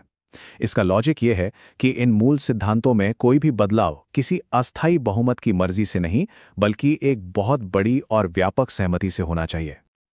अब ये बहुत दिलचस्प है। स्पेशल मेजॉरिटी असल में एक डबल लॉक है। किसी संशोधन को पास करने के लिए यहां दी गई दोनों शर्तों को एक साथ पूरा करना जरूरी है। चलिए इसे समझते हैं। कंडीशन 1 है एब्सोल्यूट मेजॉरिटी, यानी सदन की कुल सदस्यता का 50% से ज्यादा। लोकसभा के 543 मेंबर्स के लिए इसका मतलब है कम से कम 272 वोट, चाहे कितने भी लोग एब्सेंट क्यों ना हो। कंडीशन 2 है सुपर मेजॉरिटी, यानी मौजूद और वोट करने वाले सदस्यों का कम से कम 2/3 या 66.7%। तो सोचिए, अगर 450 सदस्य मौजूद हैं और वोट कर रहे हैं, तो कंडीशन 2 के लिए 300 वोट चाहिए। 450 का 2/3, क्योंकि 300 272 कंडीशन 1 से भी ज्यादा है, तो संशोधन पास हो जाएगा। ये डबल लॉक व्यापक वैधता और उच्च सहमति दोनों सुनिश्चित करता है। तो अगर सरकार संविधान के पार्ट 3 में दिए गए किसी भी फंडामेंटल राइट्स में या पार्ट 4 के डायरेक्टिव प्रिंसिपल्स में बदलाव करना चाहती है, तो उसे स्पेशल मेजॉरिटी के इस बेहद मुश्किल डबल लॉक सिस्टम से गुजरना ही होगा। यही हमारी बुनियादी आज़ादियों का सबसे बड़ा सुरक्षा कवच है। और अब हम आते हैं सबसे ऊंचे, सबसे मुश्किल लेवल पर, द फेडरल फोर्ट्रेस। ये भारत के संघीय ढांचे यानी केंद्र सरकार और राज्यों के बीच शक्ति संतुलन की अंतिम सुरक्षा है। यहां मूल तर्क यह है कि यह प्रक्रिया एक संशोधन को एक बातचीत में केंद्र और राज्यों के बीच एक संधि में बदल देती है। केंद्र सरकार एक तरफा संघीय शक्ति संतुलन को नहीं बदल सकती। यह केंद्र को उन शक्तियों को छीनने से रोकता है जो संविधान ने राज्यों को दी हैं। इसके लिए उनकी सक्रिय सहमति की जरूरत होती है। तो ये किला काम कैसे करता है? ये एक 2 स्टेज प्रोसेस है। स्टेज 1, संशोधन बिल को पहले संसद में उसी मुश्किल स्पेशल मेजॉरिटी से पास होना होगा जिसकी हमने अभी बात की, यानी डबल लॉक टेस्ट से। स्टेज 2, उसके बाद बिल को भारत की हर एक राज्य विधानसभा में भेजा जाता है। संशोधन को कानून बनने के लिए कम से कम आधे राज्यों को, यानी अभी के हिसाब से कम 14 राज्यों को इसे अपनी अपनी विधानसभाओं में एक सिंपल मेजॉरिटी से मंजूरी देनी होगी। ये लिस्ट भारत के फेडरल स्ट्रक्चर के सार को दिखाती है। इसमें वो सब कुछ शामिल है जो केंद्र और राज्यों के संबंधों को तय करता है। जैसे प्रेसिडेंट का चुनाव एमपीज और एमएलएज दोनों करते हैं, इसलिए उस प्रक्रिया को बदलने के लिए राज्यों की सहमति जरूरी है। जीएसटी काउंसिल एक जॉइंट बॉडी है, तो जाहिर है राज्यों को किसी भी बदलाव पर सहमत होना होगा। और सबसे दिलचस्प बात, आर्टिकल 368 यानी संशोधन प्रक्रिया को बदलने के लिए भी आपको इसी प्रक्रिया का इस्तेमाल करना होगा। ठीक है, तो हमने तीनों रास्तों को अलग अलग समझ लिया है। अब इस पूरी जानकारी को पक्का करने के लिए चलिए सब कुछ एक स्क्रीन पर एक साथ रखकर सीधे सीधे कंपेयर करते हैं। ये टेबल हमारी पूरी चर्चा का सार है। चलिए इसे समझते हैं। पहली रो डिफिकल्टी को देखिए। ये सिंपल मेजॉरिटी के लिए लो फ्लेक्सिबल से शुरू होकर स्पेशल मेजॉरिटी के लिए हाई रिजिड और फेडरल चेक के लिए वेरी हाई तक जाती है। अब फॉर्मूला, ये एक simple more than 50% present and voting से शुरू होता है। फिर ये डबल लॉक बन जाता है, more than 50% total plus 2/3 present in voting, और अंत में इसमें प्लस 50% स्टेट रेटिफिकेशन भी जुड़ जाता है। तीसरी रो फेडरल रोल बहुत जरूरी है। पहले 2 तरीकों में राज्यों की कोई भूमिका नहीं है, लेकिन तीसरे में उनकी भूमिका वाइटल है। उनके पास वीटो पावर है, और अंत में की एग्जाम्पल्स इसे ठोस बनाते हैं। न्यू स्टेट्स और सैलरीज सबसे आसान तरीके के लिए, फंडामेंटल राइट्स स्टैंडर्ड रिजिड तरीके के लिए, और प्रेसिडेंट सिलेक्शन और जीएसटी जैसे कोर फेडरल इश्यूज सबसे कठिन तरीके के लिए। ये टेबल इस सिस्टम का परफेक्ट स्नैपशॉट है। तो भारतीय संविधान को गिरगिट यानी कैमेलियन कहना इसकी संशोधन प्रक्रिया को बताने का एक बिल्कुल सही तरीका है। साधारण प्रशासनिक मामलों के लिए ये एक आम कानून की तरह लचीला है। हमारे मौलिक अधिकारों के लिए ये एक किले की तरह कठोर और मजबूत है, और संघीय मुद्दों के लिए जो पूरे देश के ढांचे को प्रभावित करते हैं, ये एक संधि की तरह सहकारी और कंसल्टेटिव है। तो अब हम कैसे को समझते हैं, बदलाव की इस जटिल मशीन को। लेकिन प्रक्रिया को समझना एक बात है, पर क्या के बारे में क्या? इस इंजन ने पिछले 75 से ज्यादा सालों में आखिर बनाया क्या है? कौन से संशोधनों ने वास्तव में उस भारत को आकार दिया है जिसमें हम आज रहते हैं? हमारी अगली कड़ी में हम इसी सफर पर निकलेंगे और खुद संशोधनों की कहानी का पता लगाएंगे। हम सबसे विवादास्पद, सबसे महत्वपूर्ण और सबसे परिवर्तनकारी बदलावों को देखेंगे। 42वें संशोधन के मिनी कॉन्स्टिट्यूशन से लेकर जीएसटी की शुरुआत तक। उस खोज के लिए हमारे साथ जरूर जुड़िएगा। नमस्कार। पिछली बार जब हम मिले थे तो हमने इस बात पर गौर किया था कि आखिर हमारे कॉन्स्टिट्यूशन को बदलने का सिद्धांत क्या है, उसकी थ्योरी क्या है। आज हम उसी थ्योरी को प्रैक्टिस में देखेंगे। तो चलिए अब कैसे इसे आगे बढ़ते हैं एंड वी फोकस ऑन क्या और क्यों। मतलब हम देखेंगे कि हमारे संविधान में आखिर कौन कौन से सबसे जरूरी, सबसे सिग्निफिकेंट बदलाव हुए हैं। 106। जी हां, आज की तारीख तक हमारे कॉन्स्टिट्यूशन को 106 बार अमेंड किया जा चुका है। अब ये नंबर अपने आप में ही एक बहुत बड़ी बात कहता है ना? ये दिखाता है कि हमारा संविधान कोई पत्थर की लकीर नहीं है, कोई स्टैटिक रूल बुक नहीं है, बल्कि ये एक डायनामिक, एक लिविंग डॉक्यूमेंट है जो वक्त के साथ साथ इवॉल्व होता है, बदलता है। तो शुरुआत कहां से करें?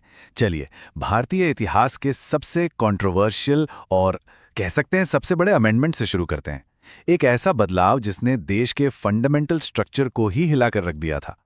ये बात है 1975 से 77 के दौर की, जब देश में नेशनल इमरजेंसी लगी हुई थी। उसी दौरान 42nd अमेंडमेंट लाया गया। अब ये अमेंडमेंट इतना विशाल, इतना कॉम्प्रिहेंसिव था कि इसे अक्सर मिनी कॉन्स्टिट्यूशन ही कह दिया जाता है। सोचिए, एक अकेला अमेंडमेंट जो अपने आप में एक छोटे संविधान जैसा था। तो आखिर इसमें था क्या? इसके 3 सबसे बड़े असर आप देख सकते हैं। पहला, प्रीएम्बल यानी हमारे संविधान की प्रस्तावना, उसमें 3 नए शब्द जोड़े गए, सोशलिस्ट, सेक्युलर और इंटेग्रिटी। दूसरा, एक बिल्कुल नया चैप्टर जोड़ा गया, पार्ट 4A, जिसमें नागरिकों के लिए फंडामेंटल ड्यूटीज बताई गईं। और तीसरा, जो कि बहुत बड़ा बदलाव था, पावर को सेंटर की तरफ शिफ्ट किया गया। कैसे? कई जरूरी सब्जेक्ट्स को स्टेट लिस्ट से उठाकर कॉन्करेंट लिस्ट में डाल दिया गया। अब इसका मतलब ये था कि उन विषयों पर सिर्फ राज्य नहीं बल्कि सेंटर भी कानून बना सकता था। जाहिर है इससे स्टेट्स की पावर कम हुई और सेंटर और ज्यादा पावरफुल हो गया। चलिए अब एक लंबी छलांग लगाते हैं और सीधे पिछले दशक में आ जाते हैं। हम उन अमेंडमेंट्स को समझेंगे जो आज के मॉडर्न इंडिया को डिफाइन करते हैं, जो हमारे आज के जीवन पर असर डालते हैं। 100th अमेंडमेंट, ये एक बहुत ही इंपॉर्टेंट डिप्लोमैटिक मूव था। देखिए, भारत और बांग्लादेश के बीच एक लंबे समय से जमीन का विवाद चल रहा था। कुछ इलाके ऐसे थे जो थे तो भारत के, पर बांग्लादेश की सीमा के अंदर थे, और कुछ बांग्लादेश के इलाके भारत की सीमा के अंदर थे। इन्हें एन्क्लेव्स कहते हैं। तो इस अमेंडमेंट के जरिए इन एन्क्लेव्स की अदला बदली की गई और इस पुराने मसले को सुलझाया गया। एक तरह से इसने हमारी नेशनल बाउंड्रीज को रीड्रॉ किया। और फिर आया 101st अमेंडमेंट। ये एक मैसिव इकोनॉमिक रिफॉर्म था। इसने भारत में इंट्रोड्यूस किया गुड्स एंड सर्विसेज टैक्स, जिसे हम सब जीएसटी के नाम से जानते हैं। इस एक अमेंडमेंट ने देश के पूरे फेडरल टैक्स स्ट्रक्चर को, मतलब केंद्र और राज्यों के बीच टैक्स के सिस्टम को जड़ से बदल दिया। लेकिन सवाल ये उठता है कि इतने बड़े बदलाव की जरूरत आखिर पड़ी ही क्यों? जीएसटी ने ऐसी कौन सी बड़ी प्रॉब्लम सॉल्व कर दी? देखिए, जीएसटी से पहले का सिस्टम काफी कॉम्प्लिकेटेड था। केंद्र और राज्यों के अपने अपने ढेर सारे टैक्सेस थे जो अक्सर एक दूसरे पर ओवरलैप करते थे। इससे होता यह था कि एक राज्य से दूसरे राज्य में व्यापार करना मुश्किल हो जाता था। बिजनेसेस के लिए टैक्स कंप्लायंस एक सरदर्द था, और सबसे बड़ी बात, टैक्स ऑन टैक्स का असर होता था। मतलब टैक्स के ऊपर भी टैक्स लगता था, जिससे चीजें महंगी हो जाती थी। अब आते हैं 102nd अमेंडमेंट पर। इसने national commission for backward classes यानी एनसीबीसी को कॉन्स्टिट्यूशनल स्टेटस दिया। अब देखिए, इससे पहले ये एक स्टैच्यूटरी बॉडी थी। फर्क क्या है? स्टैच्यूटरी बॉडी संसद के एक कानून से बनती है, लेकिन कॉन्स्टिट्यूशनल बॉडी को अपनी पावर सीधे संविधान से मिलती है। इसका मतलब वो ज्यादा पावरफुल और इंडिपेंडेंट हो जाती है। इस कदम ने ओबीसी कम्युनिटी के अधिकारों की रक्षा के लिए एनसीबीसी को और ज्यादा मजबूत कर दिया। इसके बाद आया 103rd अमेंडमेंट, और ये सच में एक लैंडमार्क मूव था। इसने पहली बार हमारे संवैधानिक इतिहास में प्योरली इकोनॉमिक क्राइटेरिया के आधार पर 10% रिजर्वेशन इंट्रोड्यूस किया। ये रिजर्वेशन था इकोनॉमिकली वीकर सेक्शंस यानी ईडब्ल्यूएस के लिए। ये चार्ट इस शिफ्ट को बहुत अच्छे से दिखाता है। देखिए, हमारे यहाँ पहले से जो कास्ट बेस्ड रिजर्वेशन का सिस्टम था, उसके साथ साथ अब एक नई कैटेगरी जुड़ गई, जो सिर्फ और सिर्फ इकोनॉमिक स्टेटस पर आधारित थी। चलिए कहानी को और आगे बढ़ाते हैं और देखते हैं कुछ सबसे रीसेंट अमेंडमेंट्स को, जिनका फोकस पॉलिटिकल रिप्रेजेंटेशन और फेडरल पावर्स पर रहा है। 104th अमेंडमेंट, इसके 2 की पार्ट्स थे। पहला, इसने लेजिस्लेचर्स में एससीज और एसटीज के लिए रिजर्वेशन को और 10 साल के लिए एक्सटेंड कर दिया, और दूसरा, इसने लोकसभा और स्टेट असेंबलीज में एंग्लो इंडियन मेंबर्स को नॉमिनेट करने का जो प्रोविजन था उसे खत्म कर दिया। फिर आता है 105th अमेंडमेंट। ये एक तरह का क्लैरिफिकेशन था, एक जरूरी सुधार। हुआ ये था कि सुप्रीम कोर्ट के एक फैसले के बाद थोड़ी कंफ्यूजन हो गई थी कि क्या राज्य सरकारें अपनी खुद की ओबीसी लिस्ट बना सकती हैं या नहीं। तो इस अमेंडमेंट ने उस कंफ्यूजन को दूर किया और ये पावर स्टेट्स को वापस दे दी कि वो अपने socially and educationally backward classes को आइडेंटिफाई कर सकते हैं और अपनी लिस्ट मेंटेन कर सकते हैं। और आखिर में सबसे ताज़ा 106th अमेंडमेंट। ये एक हिस्टोरिक अमेंडमेंट है जिसे नारी शक्ति वंदन अधिनियम के नाम से भी जाना जाता है। इसका लक्ष्य पॉलिटिकल रिप्रेजेंटेशन में एक रैडिकल चेंज लाना है। कैसे? लोकसभा और स्टेट लेजिस्लेटिव असेंबलीज में महिलाओं के लिए 1/3 यानी 33% सीटें रिजर्व करके। इसका फ्यूचर इम्पैक्ट कितना बड़ा होगा, ये आप इस चार्ट से अंदाजा लगा सकते हैं। सोचिए, 1/3 सीटें सिर्फ महिलाओं के लिए रिजर्व्ड। ये पॉलिटिकल पार्टिसिपेशन के एक बिल्कुल नए दौर की शुरुआत है। तो पिछले एक दशक के इन सब बदलावों को देखने के बाद द बिग पिक्चर क्या है, क्या समझ में आता है? ये समरी टेबल पिछले कुछ सालों की कहानी को बहुत अच्छे से बयान करती है। देखिए कितनी डाइवर्सिटी है इन मुद्दों में। 2015 में जमीन से जुड़ा बॉर्डर एग्रीमेंट, फिर 2016 में टैक्स रिफॉर्म, फिर ओबीसी कमीशन को पावर देना, फिर इकोनॉमिक रिजर्वेशन, फिर पॉलिटिकल रिप्रेजेंटेशन, फिर राज्यों की शक्ति और फिर विमेंस रिजर्वेशन। हर अमेंडमेंट एक नई जरूरत, एक नई चुनौती का जवाब है। तो बॉटम लाइन क्या है? यही कि हमारा संविधान कोई म्यूजियम में रखी हुई चीज नहीं है। ये एक लिविंग ऑर्गेनिज्म है। ये सांस लेता है, अडैप्ट करता है और देश की बदलती जरूरतों के हिसाब से खुद को इवॉल्व करता रहता है। ठीक है, हमने ये तो देख लिया कि रूल बुक कैसे बदलती है, पर ये बदलाव एक और सवाल खड़ा करते हैं। शासन का डे टू डे काम कैसे चलता है? फॉर एग्जाम्पल, सोचिए अगर कोई नदी 2 राज्यों से होकर बहती है तो उस पर किसका कंट्रोल होगा, सेंटर का या स्टेट का? ये सवाल हमें एक बहुत ही इंटरेस्टिंग टॉपिक की तरफ ले जाता है। और हमारे अगले एक्सप्लेनर में हम ठीक इसी गुत्थी को सुलझाएंगे। हम सेंटर स्टेट रिलेशंस की फैसिनेटिंग दुनिया में डीप डाइव करेंगे। तो अगली बार जरूर जुड़िएगा। Welcome back. पिछले कुछ विश्लेषणों में हमने भारत को इमरजेंसी और एमेंडिंग मोड्स में देखा है, मतलब जब हालात असाधारण हों। पर सवाल ये है कि रोजमर्रा की जिंदगी में यानी एवरीडे इंडिया कैसे चलता है। आज चलिए इसी सवाल की तह तक चलते हैं। सोचिए, एक ही जमीन, एक ही लोग और उन पर शासन करने वाली 2 सरकारें, एक केंद्र की और दूसरी राज्य की। सुनने में थोड़ा अजीब लगता है ना? तो फिर ये सिस्टम बिना किसी टकराव या केओस के रोज-रोज काम कैसे करता है? इसका जवाब छिपा है हमारे संविधान के एक बहुत ही ब्रिलियंट डिजाइन में। इस डिजाइन ने सरकार चलाने की पूरी शक्ति को 3 मजबूत स्तंभों 3 पिलर्स पर खड़ा किया है। तो ये 3 पिलर्स क्या हैं और ये कैसे काम करते हैं? आइए इसे समझने के लिए आज का रोड मैप देखते हैं। तो आज के हमारे विश्लेषण में हम सबसे पहले एवरीडे फेडरेशन की बात करेंगे, फिर एक एक करके तीनों पिलर्स को समझेंगे। पहला, कानून बनाने की नींव यानी द लॉ मेकिंग फाउंडेशन। दूसरा, द एग्जीक्यूटिव फ्रेमवर्क यानी कानूनों को लागू करने का ढांचा। और तीसरा, द पावर ऑफ मनी यानी पैसे की ताकत। आखिर में हम इन तीनों को एक साथ रखकर पूरी तस्वीर देखेंगे। तो चलिए बिना देर किए शुरू करते हैं और चलते हैं पहले पिलर की ओर।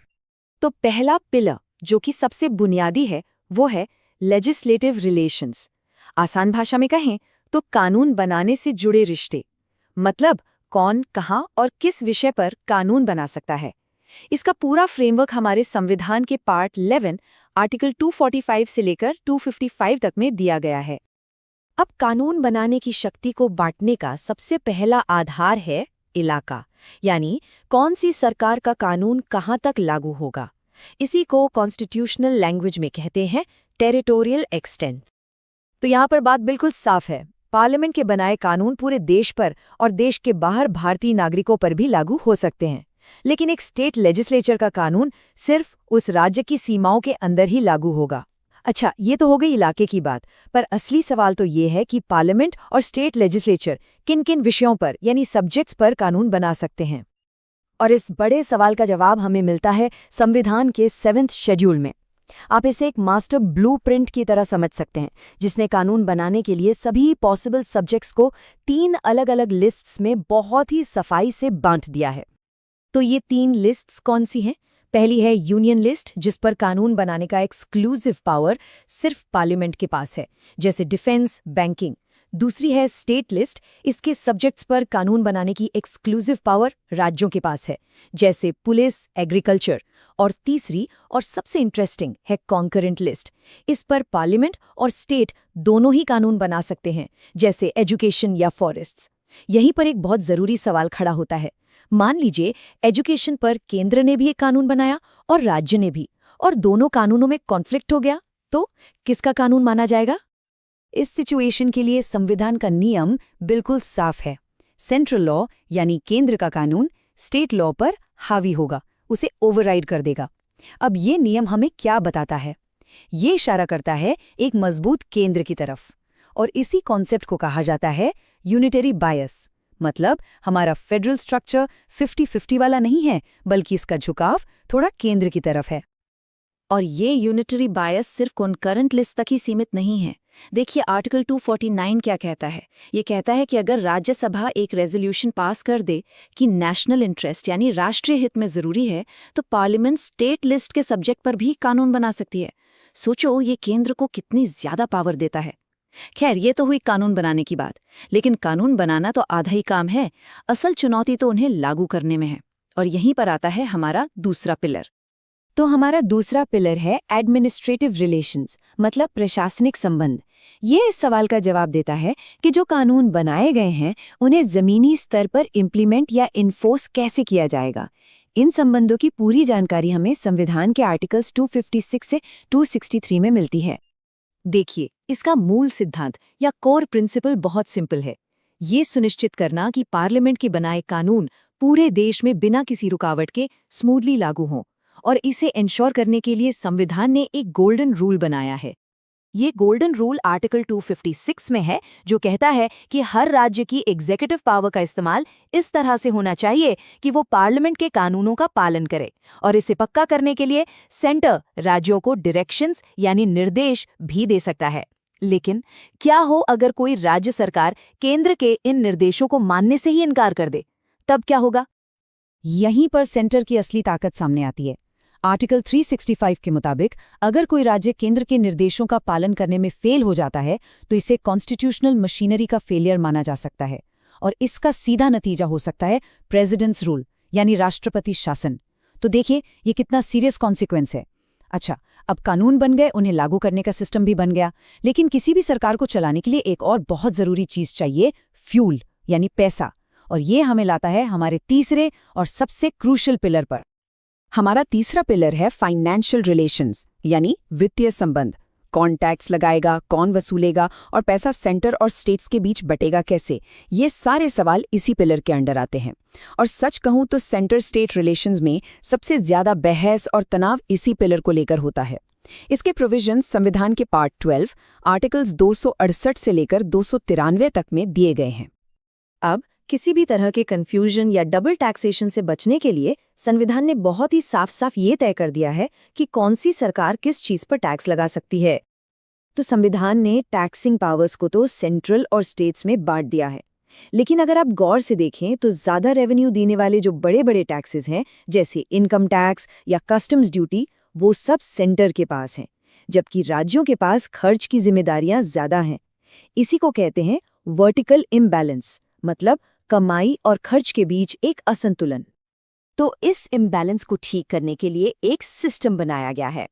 सेंटर अपनी टैक्स कलेक्शन का एक हिस्सा राज्यों के साथ शेयर करता है। इसके अलावा ग्रांट्स इन एड यानी मदद के तौर पर भी पैसा देता है। इसका मतलब ये हुआ कि राज्यों की फाइनेंशियल हेल्थ यानी उनकी वित्तीय सेहत काफी हद तक सेंटर से मिलने वाली मदद पर डिपेंड करती है। तो अब जब हमने तीनों पिलर्स को अलग अलग समझ लिया है, चलिए इन सबको एक साथ रखकर एक कंप्लीट पिक्चर देखते हैं। तो अभी तक हमने जो भी चर्चा की उसे इस टेबल के जरिए बहुत आसानी से समराइज किया जा सकता है। तो ये हैं वो 3 स्तंभ, लेजिस्लेटिव, एडमिनिस्ट्रेटिव और फाइनेंशियल, जो मिलकर भारत के एवरीडे गवर्नेंस की मजबूत नींव बनाते हैं। लेजिस्लेटिव रिलेशंस तय करते हैं कि कानून कौन बनाएगा, एडमिनिस्ट्रेटिव रिलेशंस ये तय करते हैं कि कानून लागू कैसे होंगे, और फाइनेंशियल रिलेशंस ये तय करते हैं कि पैसा कहाँ से आएगा और कहाँ खर्च होगा।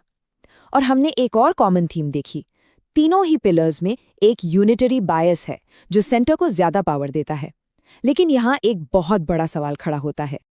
हमने ये तो देख लिया कि ये तीनों पिलर्स अलग अलग कैसे काम करते हैं, लेकिन सवाल ये है कि ये एक साथ मिलकर कैसे काम करते हैं।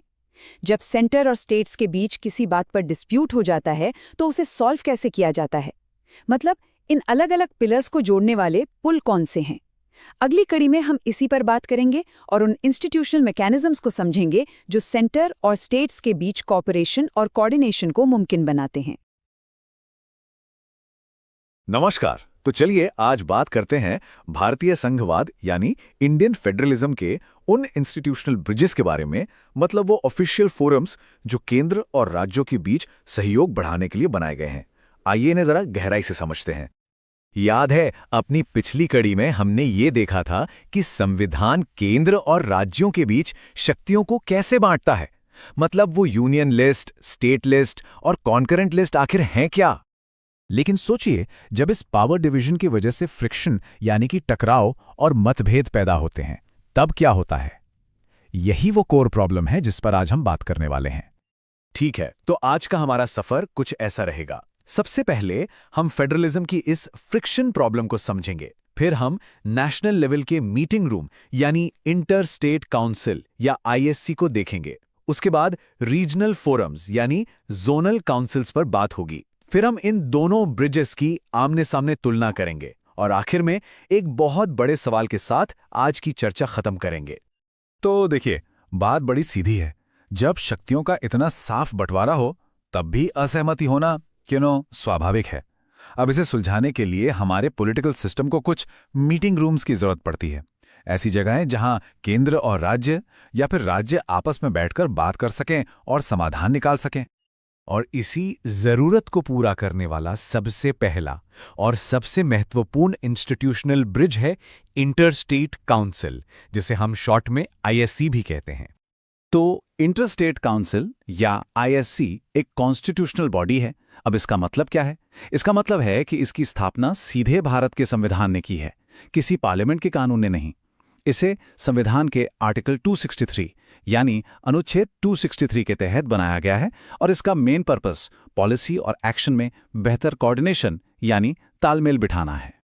अब जरा इसकी कॉम्पोजिशन देखिए, मतलब इसमें कौन कौन शामिल होता है। इसके चेयरमैन होते हैं हमारे प्रधानमंत्री। मेंबर्स में सभी राज्यों के मुख्यमंत्री, विधानसभा वाले यूनियन टेरिटरीज के मुख्यमंत्री, बाकी यूटीज के एडमिनिस्ट्रेटर्स और प्रधानमंत्री द्वारा नॉमिनेट किए गए 6 केंद्रीय कैबिनेट मंत्री शामिल होते हैं। तो इस कंपोजिशन का असली मतलब क्या निकलता है? इसका मतलब ये है कि देश का हर एग्जीक्यूटिव हेड, प्रधानमंत्री से लेकर हर एक मुख्यमंत्री तक, एक ही कमरे में एक मेज पर मौजूद होता है। ये भारतीय फेडरल स्ट्रक्चर में एग्जीक्यूटिव डायलॉग यानी कार्यपालिका के बीच संवाद का हाईएस्ट पॉसिबल लेवल है। चलिए अब नेशनल फोरम से थोड़ा नीचे रीजनल फोरम्स की ओर बढ़ते हैं। जहां ISA नेशनल इश्यूज को हैंडल करता है, वहीं जोनल काउंसिल्स यानी क्षेत्रीय परिषदें स्थानीय स्तर पर समस्याओं को सुलझाने का काम करती हैं। जोनल काउंसिल्स ISC से अलग स्टैट्यूटरी बॉडीज हैं। इसका मतलब यह हुआ कि इन्हें संविधान ने नहीं बल्कि पार्लियामेंट के एक एक्ट, एक कानून ने बनाया है, और वो कानून था स्टेट्स रीऑर्गेनाइजेशन एक्ट ऑफ 1956। इनका मुख्य काम एक जोन यानी एक क्षेत्र के राज्यों के बीच कोऑपरेशन को प्रमोट करना है। इसी एक्ट ने देश को 5 जोन्स में बांटा था: नॉर्दर्न, सेंट्रल, ईस्टर्न, वेस्टर्न और सदर्न जोन। हाँ, यहां एक बात ध्यान रखने वाली है कि नॉर्थ ईस्टर्न काउंसिल जो 1971 में बनी, वो एक अलग बॉडी है। उसे नॉर्थ ईस्ट की खास जरूरतों के लिए एक अलग कानून से बनाया गया था। इनकी कॉम्पोजिशन भी बड़ी यूनिक है। केंद्रीय गृह मंत्री यानी यूनियन होम मिनिस्टर सभी 5 काउंसिल्स के कॉमन चेयरमैन होते हैं और वाइस चेयरमैन उस जोन के राज्यों के मुख्यमंत्री होते हैं जो एक साल के लिए रोटेशन बेसिस पर यह पद संभालते हैं। अब यहाँ एक लॉजिकल सवाल उठता है ना, कि प्रधानमंत्री की जगह होम मिनिस्टर ही चेयरमैन क्यों हैं?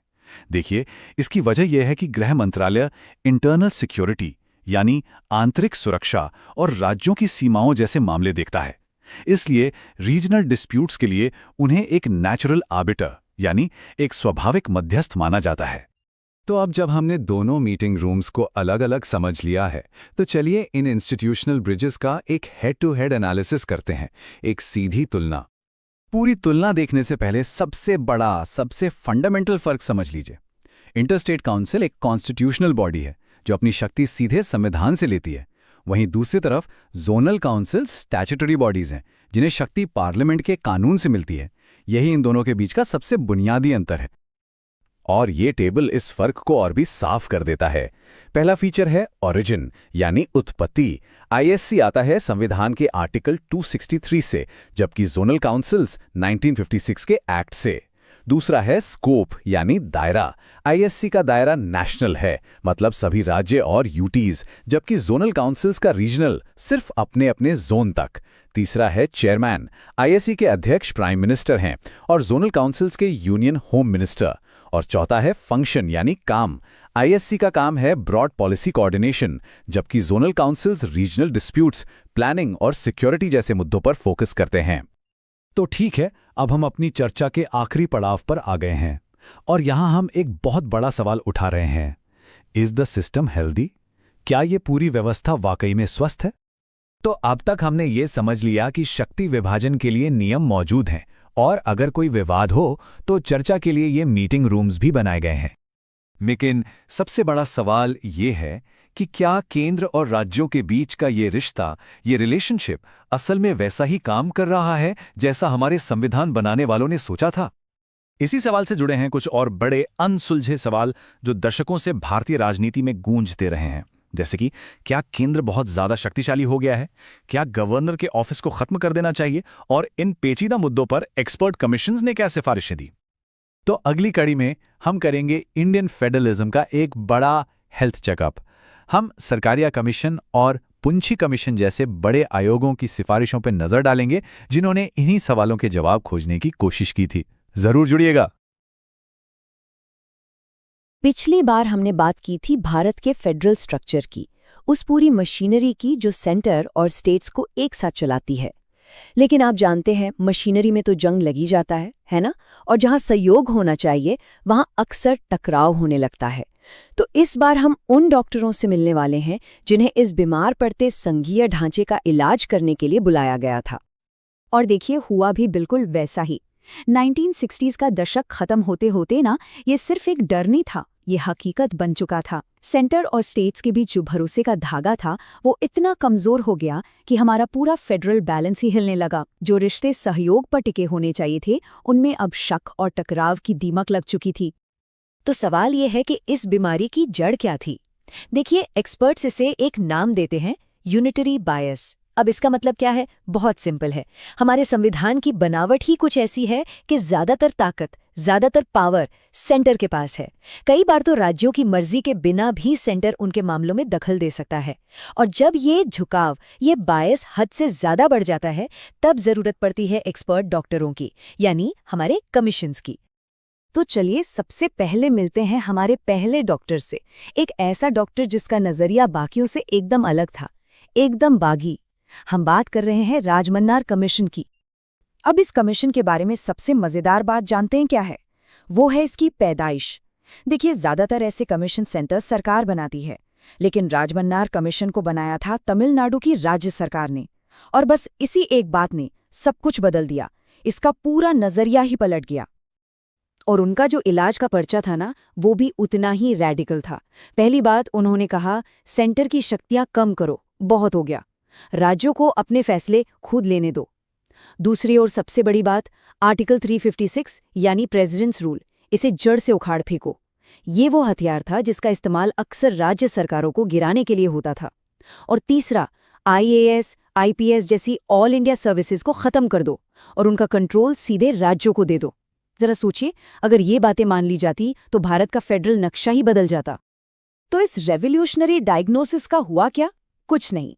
सेंटर की सरकार ने इसे देखा और सीधे रद्दी की टोकरी में फेंक दिया। उन्हें लगा कि ये सिफारिशें देश की एकता के लिए ही खतरा हैं, तो ये इलाज मरीज तक कभी पहुंचा ही नहीं। खैर, अब चलते हैं हमारे दूसरे और शायद सबसे इन्फ्लुएंशियल डॉक्टर के पास। ये वो कमीशन है जिसका नाम आज भी लिया जाता है। हम बात कर रहे हैं सरकारिया कमीशन की, जिसे खुद केंद्र सरकार ने बनाया था एक बैलेंस्ड और टिकाऊ हल ढूंढने के लिए। इस कमीशन का जो सेंट्रल आइडिया था वो था कोऑपरेटिव फेडरलिज्म, मतलब सहकारी संघवाद। इन्होंने कहा, देखो, सेंटर का मजबूत होना जरूरी है, लेकिन उसे बॉस नहीं बनना चाहिए। सेंटर और स्टेट्स कोई ऊपर नीचे का रिश्ता नहीं रखते, बल्कि वो बराबर के पार्टनर हैं। दोनों को मिलकर देश की मुश्किलें हल करनी हैं। ये टकराव का नहीं, साझेदारी का रास्ता था। और सरकारिया कमीशन का जो ट्रीटमेंट प्लान था ना, वो बहुत ही प्रैक्टिकल था। पहली सलाह, आर्टिकल 356 का इस्तेमाल तभी करो जब कोई और रास्ता बचा ही ना हो। इसे एक राजनीतिक हथियार मत बनाओ। दूसरी सलाह, गवर्नर को सेंटर का एजेंट बनकर काम नहीं करना चाहिए, वो एक इंडिपेंडेंट कॉन्स्टिट्यूशनल हेड है। और तीसरी और बहुत जरूरी सलाह, आर्टिकल 263 के तहत एक परमानेंट इंटरस्टेट काउंसिल बनाओ, एक ऐसी टेबल जहां सेंटर और सारे स्टेट्स रेगुलरली बैठकर बात कर सकें, सहयोग कर सकें। आपको सरकारिया कमीशन की अहमियत का अंदाजा इस बात से लगेगा कि आज इतने सालों बाद भी इसकी रिपोर्ट को सेंटर स्टेट रिलेशंस की बाइबल कहा जाता है। आज भी कोर्ट्स में, बहसों में इसी रिपोर्ट का हवाला दिया जाता है। इसने वाकई एक गोल्ड स्टैंडर्ड सेट कर दिया था। अब सरकारिया कमीशन को आए लगभग 2 दशक बीत चुके थे। भारत बदल रहा था, गठबंधन सरकारों का दौर आ गया था, आतंकवाद और इंटरनल सिक्योरिटी जैसी नई चुनौतियां सामने थीं। जाहिर है, इस नए दौर में एक नए डॉक्टर की जरूरत थी, और यही एंट्री होती है पुंछी कमीशन की। पुंछी कमीशन ने 21st सेंचुरी की प्रॉब्लम्स के लिए 21st सेंचुरी के सॉल्यूशंस दिए। जैसे उन्होंने कहा कि गवर्नर को हटाने का अधिकार, या कहिए महाभियोग चलाने का अधिकार, राज्य की विधानसभा को भी दो, ताकि उनकी जवाबदेही तय हो। सांप्रदायिक हिंसा जैसे मामलों में सेंटर को कुछ समय के लिए सीधे फोर्स तैनात करने का अधिकार मिलना चाहिए। और हाँ, जब आप WTO जैसी इंटरनेशनल ट्रीटी साइन करते हैं जिनका असर राज्यों पर पड़ता है, तो उनसे पूछना, उनसे सलाह लेना जरूरी होना चाहिए। तो हमारे पास एक मरीज है इंडियन यूनियन और 3 अलग अलग डॉक्टर्स। तीनों के अपने अपने डायग्नोसिस हैं, अपने अपने नुस्खे। चलिए अब इन तीनों को एक साथ रखकर देखते हैं कि हमारे देश के संघीय स्वास्थ्य की पूरी कहानी असल में है क्या। तो देखिए, तस्वीर बिल्कुल साफ है। एक तरफ था राजमन्नार कमीशन, जो एक राज्य सरकार ने बनाया था, और उसकी आवाज एकदम रैडिकल थी, राज्यों को ज्यादा पावर दो।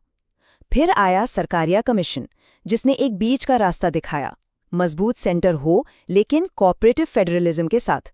और फिर आया पुंछी कमीशन, जिसने नए जमाने के हकीकत को देखते हुए गवर्नर की अकाउंटेबिलिटी और इंटरनल सिक्योरिटी जैसे मुद्दों पर फोकस किया। तो डायग्नोसिस हो गया, इलाज भी बता दिया गया, इतने सारे कमीशंस, इतनी सारी सिफारिशें। तो क्या हम ये मान लें कि अब हमारा यूनियन, हमारा संघ एकदम हेल्दी है? क्या मशीनरी की मरम्मत हो चुकी है? शायद नहीं, क्योंकि एक मुद्दा है जो राजनीति, फाइनेंस या एडमिनिस्ट्रेशन, इन सबसे कहीं ज्यादा गहरा है। एक ऐसा मुद्दा जो सीधे हमारी भावनाओं से, हमारी पहचान से जुड़ता है। सवाल ये है कि हजारों भाषाओं वाले इस देश में भारत की ऑफिशियल लैंग्वेज आखिर है क्या? यही वो सवाल है जो अक्सर सबसे ज्यादा भावनात्मक बहसें छेड़ता है, और हमारी अगली पड़ताल का विषय भी यही होने वाला है। नमस्कार, हमारी इस संवैधानिक यात्रा के आखिरी पड़ाव में आपका फिर से स्वागत है। अब तक हमने आपातकाल के मजबूत किले, संशोधनों के शक्तिशाली इंजन और संघवाद के जोड़ने वाले पुलों को बहुत गहराई से समझा है। और अब हम उस धागे को पकड़ने जा रहे हैं जो इन सबको एक साथ पिरोता है। वो है भाषा। तो चलिए राष्ट्र की आवाज के इस बहुत ही दिलचस्प और जटिल विषय को समझते हैं। जी हाँ, हमने इमरजेंसी का किला बना लिया, अमेंडमेंट्स का इंजन भी तैयार कर लिया और फेडरलिज्म के पुल भी खड़े कर दिए। लेकिन कोई भी राष्ट्र सिर्फ इन ढांचों से नहीं बनता, है ना? उसे आपस में बात करने के लिए, संवाद करने के लिए एक आवाज चाहिए। तो सबसे बड़ा सवाल ये था कि इस विशाल, विविधता से भरे देश का कम्युनिकेशन कोड क्या होगा? और यही वो सबसे बड़ी चुनौती थी जिसका सामना हमारे संविधान निर्माताओं ने किया था। सोचिए जरा, एक ऐसा देश जहां हजारों भाषाएं और बोलियां हैं, वो एक आवाज में कैसे बात करें? ये कोई आसान सवाल नहीं था। तो इस भाषाई पहेली को सुलझाने के लिए हमारा आज का सफ़र इन 5 पड़ावों से होकर गुजरेगा। हम अनेक भाषाओं की चुनौती से शुरू करेंगे, फिर संघ और कानून की भाषा को समझेंगे, अलग अलग आवाज़ों के संरक्षण की बात करेंगे और आखिर में इस पूरे संवैधानिक ब्लूप्रिंट को एक साथ देखेंगे। चलिए शुरू करते हैं। तो सबसे पहले बात करते हैं उस बुनियादी समस्या की, वो ये कि एक भाषाई रूप से इतने विविध देश को उसकी पहचान को मिटाए बिना एक कैसे किया जाए। आप कल्पना कीजिए कि जैसे कोई एक बहुत पतली रस्सी पर चल रहा हो। एक तरफ है पूरे राष्ट्र को एक मजबूत धागे में पिरोने की जरूरत, जिसके लिए एक कॉमन, एक साझा भाषा चाहिए। वहीं दूसरी तरफ है भारत की अनगिनत क्षेत्रीय भाषाओं और संस्कृतियों का सम्मान करने की एक बहुत बड़ी जिम्मेदारी। संविधान का पार्ट 17 इसी अद्भुत संतुलन को साधने की एक शानदार कोशिश है। तो चलिए अब समाधान की ओर बढ़ते हैं और हाँ, भारत की भाषा को लेकर जो सबसे आम गलतफहमी है उसे भी हमेशा के लिए दूर करते हैं। सबसे पहले और सबसे जरूरी बात, हमें नेशनल लैंग्वेज और ऑफिशियल लैंग्वेज के बीच का ये फर्क समझना होगा। बहुत से लोग ये मानते हैं कि हिंदी भारत की नेशनल लैंग्वेज यानी कि राष्ट्रभाषा है, पर सच ये है कि ये एक गलतफहमी है। हमारे संविधान में किसी भी भाषा को नेशनल लैंग्वेज का दर्जा नहीं दिया गया है। संविधान जिसकी बात करता है वो है ऑफिशियल लैंग्वेज की, मतलब वो भाषा जो सरकारी कामकाज के लिए इस्तेमाल की जाएगी। तो फिर समाधान क्या था? इसका जवाब हमें मिलता है संविधान के आर्टिकल 343 में। ये बिल्कुल साफ साफ कहता है कि संघ के सरकारी कामकाज के लिए यानी यूनियन गवर्नमेंट के काम के लिए ऑफिशियल लैंग्वेज देवनागरी लिपि में लिखी गई हिंदी होगी। और यहाँ पर देखिए हमारे संविधान निर्माता कितने ज्यादा व्यावहारिक थे। उन्होंने ये भी तय किया कि जो अंक इस्तेमाल होंगे यानी न्यूमरल्स, वो भारतीय अंकों का अंतर्राष्ट्रीय रूप होगा, मतलब 1, 2, 3, ना कि देवनागरी वाले अंक। ऐसा इसलिए ताकि प्रशासनिक, वैज्ञानिक और बाकी कामों में पूरे देश में और दुनिया के साथ तालमेल में आसानी हो। लेकिन कहानी में एक और बहुत बड़ा मोड़ है और वो है इंग्लिश का। देखिए, शुरू में प्लान ये था कि अंग्रेजी को बस 15 साल के लिए यानी 1965 तक एक सहायक भाषा के तौर पर इस्तेमाल किया जाएगा और फिर इसे हटा दिया जाएगा, पर ऐसा हुआ नहीं। कई गैर हिंदी भाषी राज्यों ने इस पर चिंता जताई। उन्हें लगा कि इससे वो सरकारी नौकरियों और प्रशासन में पीछे रह जाएंगे। इन सभी आवाज़ों को सुना गया और पार्लियामेंट ने 1963 में ऑफिशियल लैंग्वेजेस एक्ट पास किया। इसका सेक्शन 3A कहता है कि हिंदी के साथ साथ इंग्लिश का इस्तेमाल भी अनिश्चित काल तक जारी रहेगा। ये एक और बहुत बड़ा और व्यावहारिक समझौता था। तो जहां एक तरफ सरकार 2 भाषाओं में संवाद करती है, वहीं कानून की दुनिया का अपना एक खास और अटल नियम है। यहाँ पर आर्टिकल 348 एक बहुत ही स्पष्ट नियम बनाता है। ये कहता है कि जब तक संसद कोई कानून बनाकर कुछ और तय न कर दे, तब तक न्याय की भाषा, कानून की भाषा इंग्लिश ही रहेगी। लेकिन सवाल उठता है कि आखिर अदालतों में इंग्लिश ही क्यों? सुप्रीम कोर्ट और सभी हाई कोर्ट्स की सारी कार्यवाही इंग्लिश में होगी। इसके पीछे का तर्क है कानूनी व्याख्या में सटीकता, यानी प्रिसिजन को बनाए रखना। देखिए, लीगल टर्म्स जैसे विदाउट प्रेजुडिस या हेबियस कॉर्पस का एक बहुत ही खास और गहरा मतलब होता है, जिसका किसी दूसरी भाषा में हूबहू अनुवाद करना लगभग नामुमकिन है।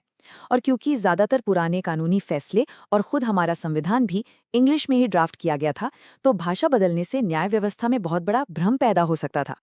तो सबसे जरूरी बात यह है कि हमारा संविधान सिर्फ ऊपर ऊपर के लिए नियम नहीं बनाता, ये जमीनी स्तर पर भी भाषाओं की जड़ों को सींचता है, उनकी रक्षा करता है। हमारा संविधान यहाँ एक तरह का 3 स्तरीय सुरक्षा कवच देता है। पहला, आर्टिकल 350A, ये पक्का करता है कि बच्चों को उनकी शुरुआती शिक्षा अपनी मातृभाषा में ही मिले। दूसरा, आर्टिकल 350B, भाषाई अल्पसंख्यकों के अधिकारों की रक्षा के लिए एक स्पेशल ऑफिसर की नियुक्ति करता है। और तीसरा, आर्टिकल 351, ये केंद्र सरकार को जिम्मेदारी देता है कि वो हिंदी को बढ़ावा दे, लेकिन एक समावेशी तरीके से, ताकि ये भारत की मिलीजुली संस्कृति यानी कंपोजिट कल्चर की अभिव्यक्ति का माध्यम बन सके। मतलब संक्षेप में कहें तो ये एक बहुत ही नाजुक संतुलन बनाने का काम है। एक तरफ अल्पसंख्यक भाषाओं की रक्षा करना और दूसरी तरफ एक ऐसी भाषा को बढ़ावा देना जो पूरे देश को जोड़ सकें। तो हमने सारे अलग अलग टुकड़ों को देख लिया है। अब चलिए एक कदम पीछे हटकर देखते हैं कि ये सब मिलकर भारत की भाषाई वास्तुकला यानी द फाइनल ब्लूप्रिंट का निर्माण आखिर करते कैसे हैं। ये है पूरी तस्वीर। देखिए, आर्टिकल 343 केंद्र के लिए एक साझा जमीन तैयार करता है, हिंदी और इंग्लिश के साथ। आर्टिकल 345 राज्यों को अपनी भाषा चुनने की आज़ादी देता है। आर्टिकल 348 न्याय की सटीकता और निरंतरता के लिए इंग्लिश को बनाए रखता है। और आखिर में आर्टिकल्स 350A और 351 ये पक्का करते हैं कि इस पूरी व्यवस्था में कोई भी आवाज़, कोई भी भाषा पीछे न छूट जाए। ये वाकई एक बहुत ही सुविचारित प्रणाली है। इस पूरी यात्रा के बाद अब हम सबके पास इन अहम संवैधानिक स्तंभों की एक मास्टर आर्किटेक्ट जैसी गहरी समझ है। राष्ट्रपति के रेड बटन यानी इमरजेंसी के प्रावधानों से लेकर राष्ट्र की आवाज तक अब ये बिल्कुल साफ हो जाता है कि हमारा संवैधानिक कोड कितनी ज्यादा जटिलता और कितनी सूझबूझ से काम करता है। लेकिन एक सवाल है, ये जो पूरा ढांचा है ये 20वीं सदी की हकीकतों को देखकर बनाया गया एक समझौता था। आज इस डिजिटल युग में जहां नई नई तकनीकें हैं, संवाद के नए तरीके हैं, भारत के संविधान के सामने कौन सी नई भाषाई चुनौतियां खड़ी हैं? ये एक ऐसा सवाल है जो आने वाले समय में हमारी राष्ट्रीय पहचान को और भी ज्यादा परिभाषित करेगा। यकीनन सोचने के लिए एक बहुत ही महत्वपूर्ण विषय है।